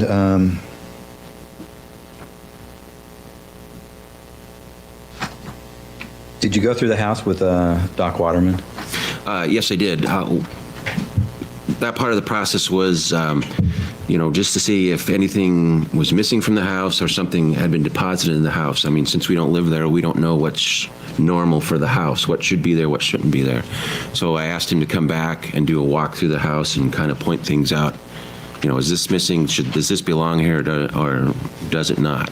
Mm-hmm. And did he point out anything unusual? Not really, no. I mean, he didn't see anything, other than the car and Lauri's purse. Nothing else appeared to be missing. And other than these fibers that we had already collected, nothing else appeared to have been deposited in the house. And the fingertip? And the glove. Okay. Did you ask him about the door? Which door? From the garage into the house? The access door. I asked him about that because we had seen what appeared to be pry marks on the latch, and he believed he might have done those. That he might have locked himself out at one time and pried the door open himself. Okay. Now, so the only thing missing was obviously Ms. Waterman, but her purse and the band was the only thing that Yes. I'm missing. Okay.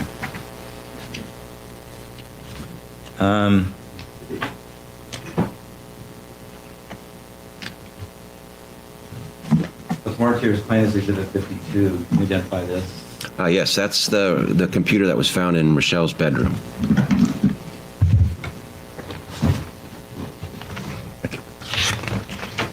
I'll show you what's marked identification of Plaintiff's Exhibit 41. Open those up.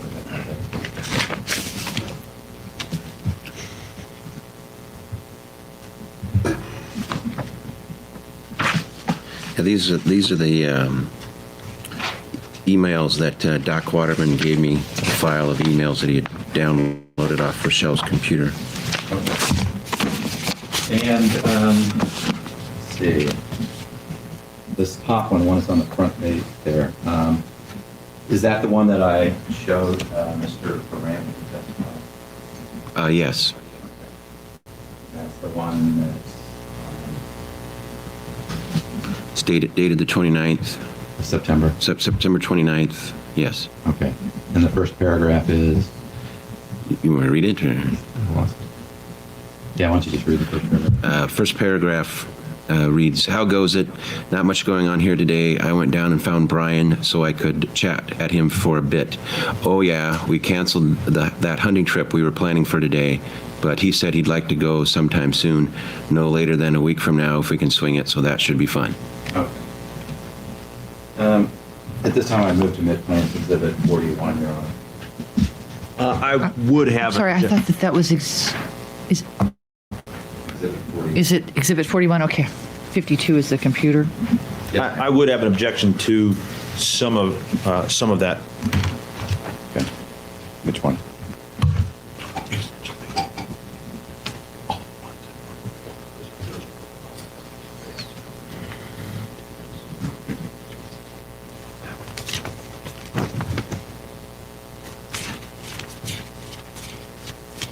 That's Rob.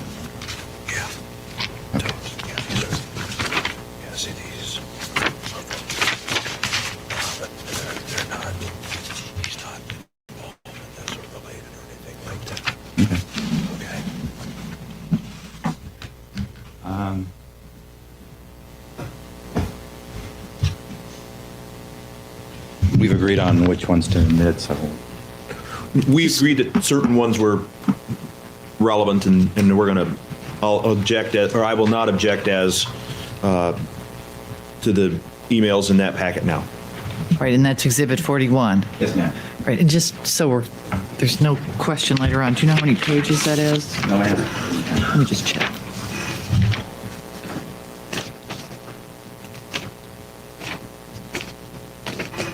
I count 10 pages. Do you want to double check? Okay. Exhibit 41 is admitted. Okay. And again, ladies and gentlemen, when I say something's admitted, that means that you'll have access to it during your deliberations.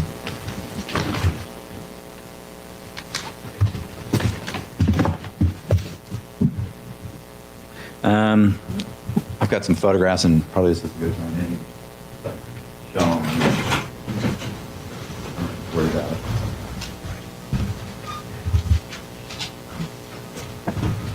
Plans, the first one up there is at 123. Yes.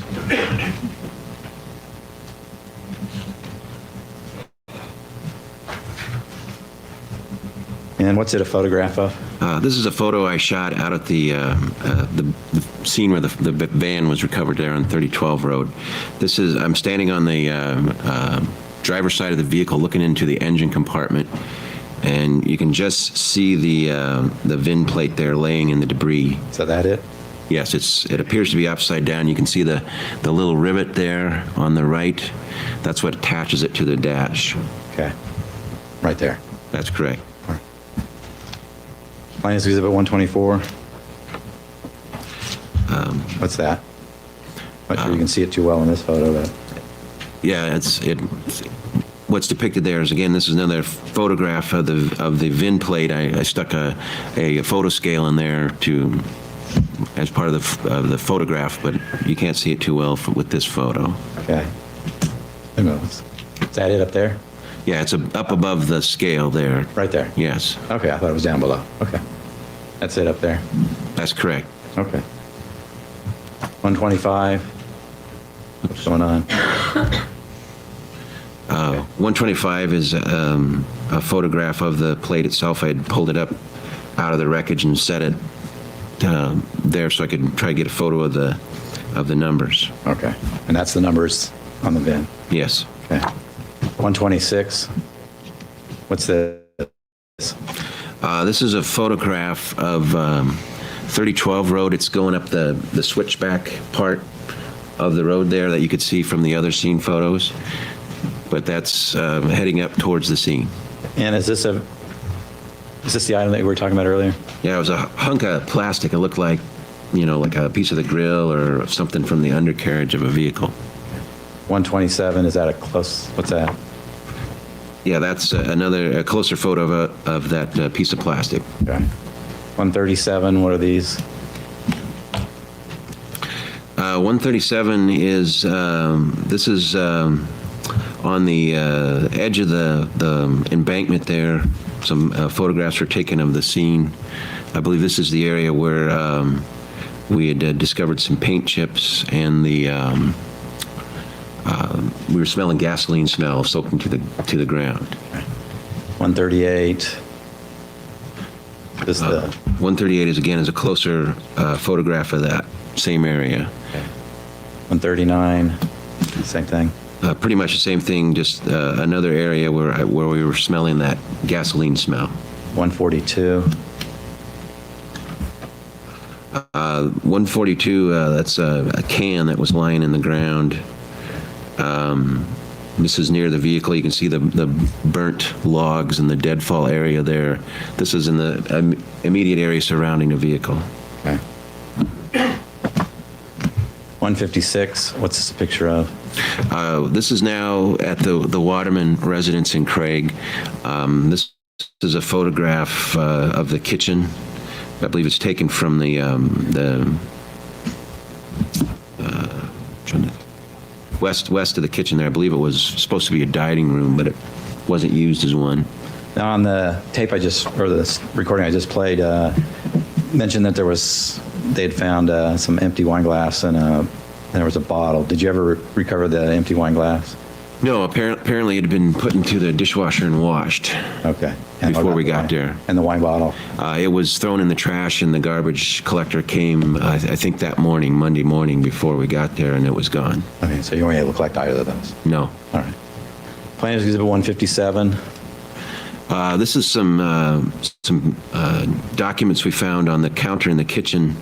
Looks like, mail, various and sundry documents. There was some stuff, I think a program from the Chamber of Commerce dinner, stuff like that. Okay, so the program showed she at least got home from the Chamber of Commerce dinner? That would indicate that, yes. Okay.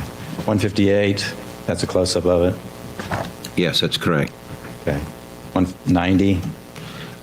This is a photograph of Rachelle's bedroom. Okay.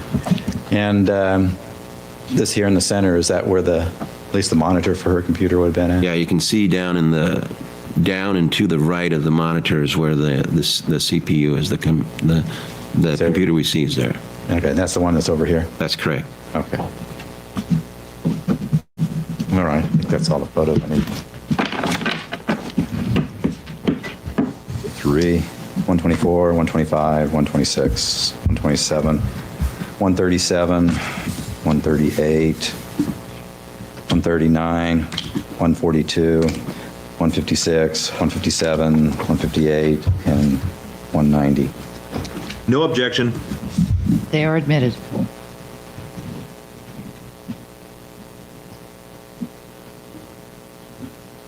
Now,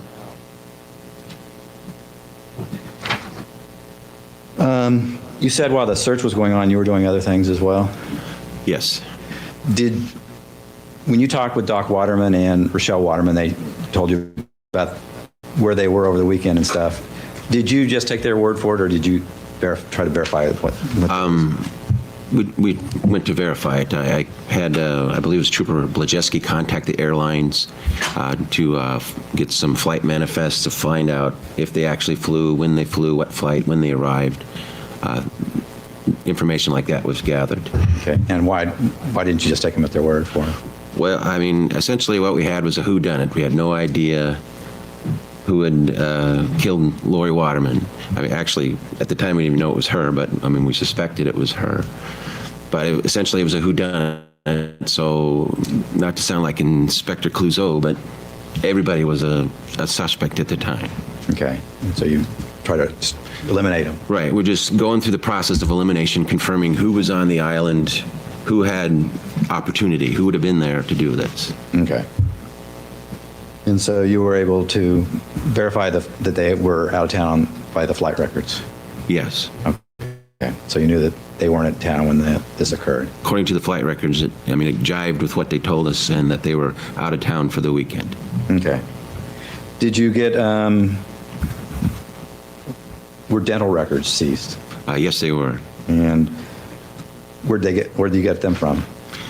I didn't personally grab them. I believe Chief C took care of that. He knew the dentist or knew where to get them. Okay. And who Lauri's dentist was. Okay. And what did you do with those dental records when you got those records were sent up to Anchorage so they could be used at the autopsy to compare to what teeth and dental work had survived and hopefully make an identification through dental records since the body was so badly burned. All right. And what happened with the body that was recovered from the van? I was sent to Anchorage for an autopsy. Okay. Now, when were you informed that the body had been identified as belonging to Ms. It wasn't positively identified until the 17th. Which was? That would have been Wednesday. Wednesday, okay. And Tuesday was mostly searching the house and getting things organized. Tuesday was the prime focus was on searching the house since it appeared that the incident began there. We did some preliminary interviews, started tracking down people, trying to find out things about Lauri Waterman. Okay. When did you, in her interview with you, Rachelle Waterman talked to you about the only person that she thought of might have some bad feelings towards your mother was a man named Adam Olette. Olette. Did how you pronounce it. Check him out as well? Yes, we did. Okay. And did you eliminate him? Yes. Okay. Now, when did your suspicions when did Mr. Arrant and Mr. Riddell, I guess, become, I think the phrase now used is a person of interest? Okay. After we completed the search, the next day, the 17th, I started assigning people to do preliminary interviews with people. Basically, because of Trooper Claus's information regarding the problems between Lauri Waterman and Jason Arrant and the problems that had caused in the family, they seemed a very logical place to start. So I sent Trooper Sims, and I believe Trooper Blajeski went with them, and they started contacting all these people that were of interest, and Jason Arrant was one of them. Essentially, what they were instructed to do was just get a preliminary statement. You know, what were you doing this night? Where were you at? Where are you going? Do you know anything? And just give us some information we can work with and start to compare with other facts to see if they're telling us the truth or not. Okay. And did they went and interviewed Mr. Arrant? Yes, they did. On the 17th? Yeah. And I think they, excuse me, they told you what Mr. Arrant had told them in the interview? Yeah, they reported back to me what he had told them. Okay. Now, was that same day or the next day they went and contacted Mr. Riddell? I believe it was the same day, the 17th, they made the initial contact with Riddell. Okay. And when they came back to you, they told you about the interview? Yes. And what he had said. Did they tell you anything about an unusual thing about Mr. Riddell? Yes, that apparently Mr. Riddell, Brian Riddell, had tried to alter his appearance, had recently altered his appearance. He normally wore his hair very long, had a long beard, and now his hair was shaved off and his beard had been cut off. Okay. And did that raise anything in your mind? Well, it just seemed very suspicious. Why would somebody suddenly alter their appearance? Okay. Now, later that day, I guess about approximately 5:30 in the afternoon, did you respond to a call of someone being attacked? Yes, I did. And where were you at when the call came in? Trooper Claus and I were at the Coahuila Trooper Post. We were discussing what we had found, trying to figure out where we were going to go the next day when we got a telephone call dispatching us basically to the Coahuila school. And what was the call about? There was a claim that someone had been attacked or someone was being held captive in the school. The call was kind of frantic and. Okay. So did you know at that time that Mr. Arrant was involved? Involved in this incident? Yeah. Yes, that supposedly he had been attacked or something along those lines. Okay. So you and Trooper Claus responded, was it to question Mr. Arrant about it, or to respond simply to a call of someone being attacked? Well, it was the call to find out what was going on. During the course of the day, Jason, we had talked to Jason. He had come back to talk to us, wanted to give us some additional information, which is, again, something that we found kind of suspicious. Appeared to be he's trying to reinsert himself into the investigation, find out what we're doing. He seemed overly cooperative, very willing to discuss things with us, and he also wanted to point the finger at Ian Lindstrom, saying that, this guy had problems, or, he was throwing him at us. Ian Lindstrom? Ian Lindstrom. Okay. So we just found that kind of strange. And then we get this call, and it's a claim that he's involved in it again. It kind of, spiked our interest. What's going on here? Okay. So you and Trooper Claus went where? To the Cloac School. Okay. And who did you contact there? We initially contacted, there's several staff members in the school, and we were guided into the principal's office where we found Jason. Okay. And how was he? His face was flushed. Seemed to be, like he'd been very excited. Seemed upset. Okay. Did you notice any injuries on him? There was a real small scratch across his neck, real superficial. Okay. And did you talk to him about what happened? Yes. And what did he tell you had happened? He claimed that he worked there as a janitor at the school. He was taking some trash out, I believe, from the wood shop. As he walked around a corner of the building, he was attacked. Somebody came up from behind him, grabbed him, put his knife to his throat, and said something like, stay away from Rachelle, or another accident will happen. Okay. And did he give a description of the person? It was real vague. He said he couldn't see the person, but he just said a large person, a male with dark clothing, and he couldn't see his face, probably wearing a hooded sweatshirt. Okay. And what were you thinking about during this time? Well, immediately it just seemed real fishy to me. It just didn't make a lot of sense. It seemed phony. Okay. So did you tell him that? No. Okay. We just decided to play along with what he was saying, this alleged assault. Trooper Claus had contacted a couple people who were in the vicinity at the time this assault supposedly occurred, and they didn't see anything, didn't hear anything. There was no physical evidence at the scene, no footprints. The grass wasn't tore up. There was nothing to indicate that this had occurred. Okay. So did you take photographs, though, of Mr. Arrant? Yes. All right. And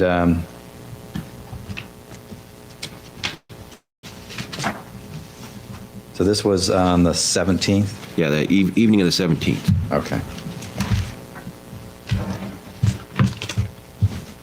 Now then, after that, what did you do then?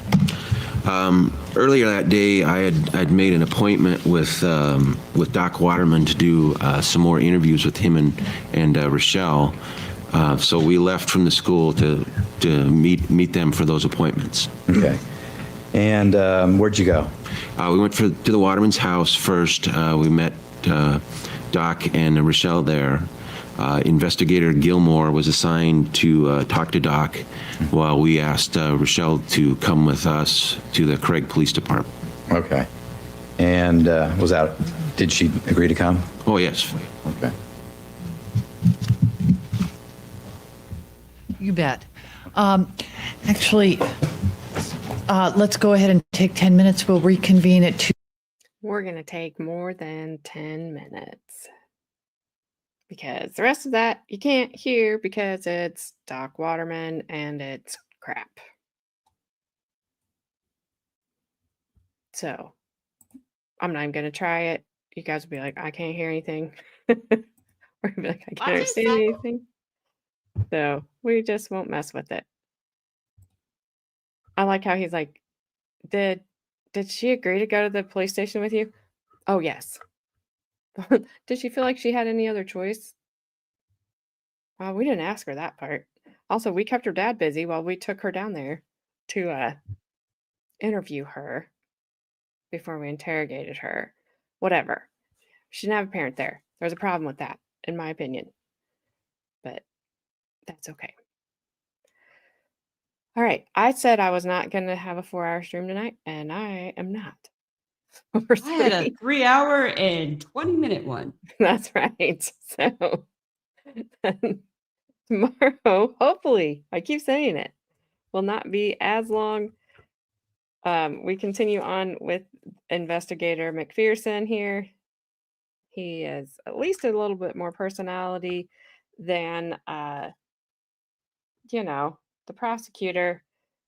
We should have the first video, because there's 3 videos of Rachelle's interview or interrogation, whatever they're calling it today. And this is the state's last witness.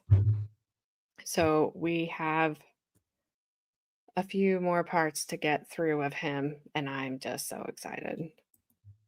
3:59:59. No, I'm so excited I no, can barely contain myself. yeah, yeah, Oh, wait. actually, I am super excited. I don't have to be here. yeah, haha. So, yep, this will until Carmen gets her schedule. So she won't at least be here the rest of this week. Well, I mean, we only have tomorrow, but But I will be on Baker's stream on Saturday at 9 a.m. Eastern time. If anybody wants to yes. come over there. So yeah, make sure you check that out. That'll be fun. That'll be a good time. I will be in the chat as much as I can be because I will have Miss Madison, and I'll be I'm gonna be a zombie yeah. because I'm going from a 12-hour shift and then coming home, cleaning myself up, and then hopping straight on stream with him. And But then going to he's bed. worth it. He helps me out a lot. I constantly ask him questions. I'm like, how do you do this? Please help. But Like, as soon as she gets her schedule down, then she will probably be back with us when she can be. So we have our hopes and set on a couple a couple schedules that she hopefully lands on. So, but other than that, Gabby, I'm gonna kick you so you don't just stay. you don't want her to stare at us? No, I'm just saying so she's on her. I don't want you to kick her because you'll probably ban her. No, it says ban from studio or kick from studio. Kick you.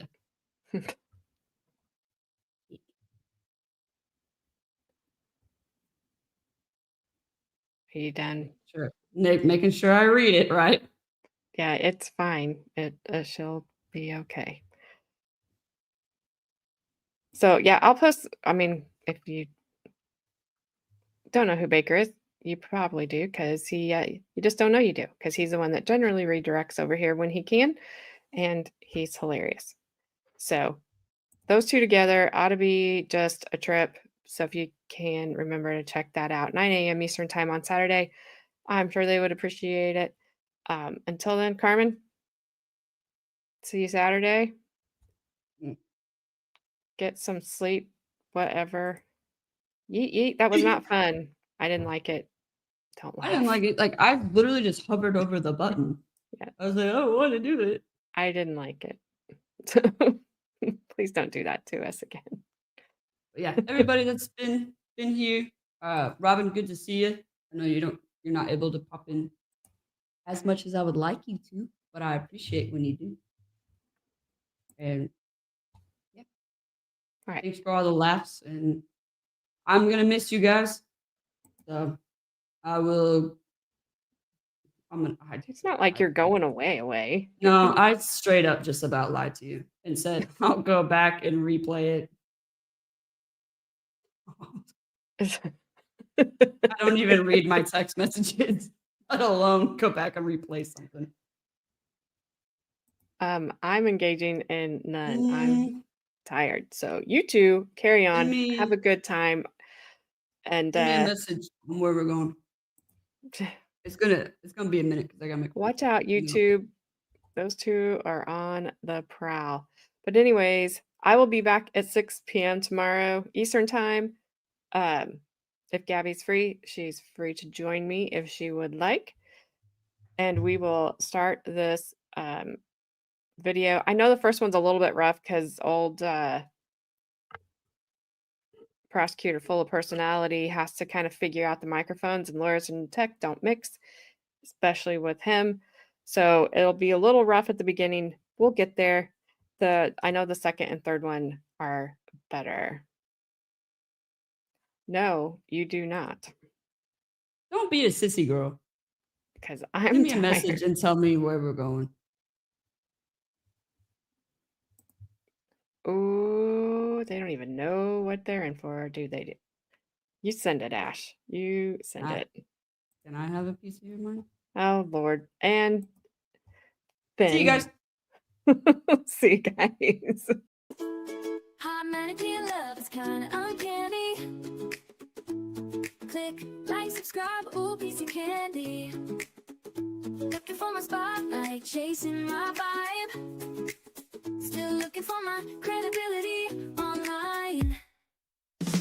Ooh, hot mannequin love, candy on the floor, don't pick it up. Chasing all the clicks, chasing all the views. Credibility's hiding, but I'm bringing you the news.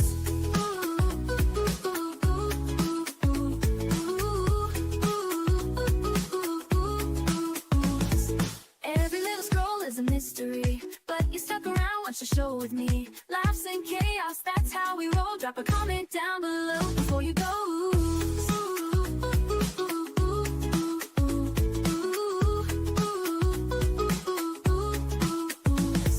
Every little scroll is a mystery, but you stuck around, watch the show with me. Laughs and chaos, that's how we roll. Drop a comment down below before you go.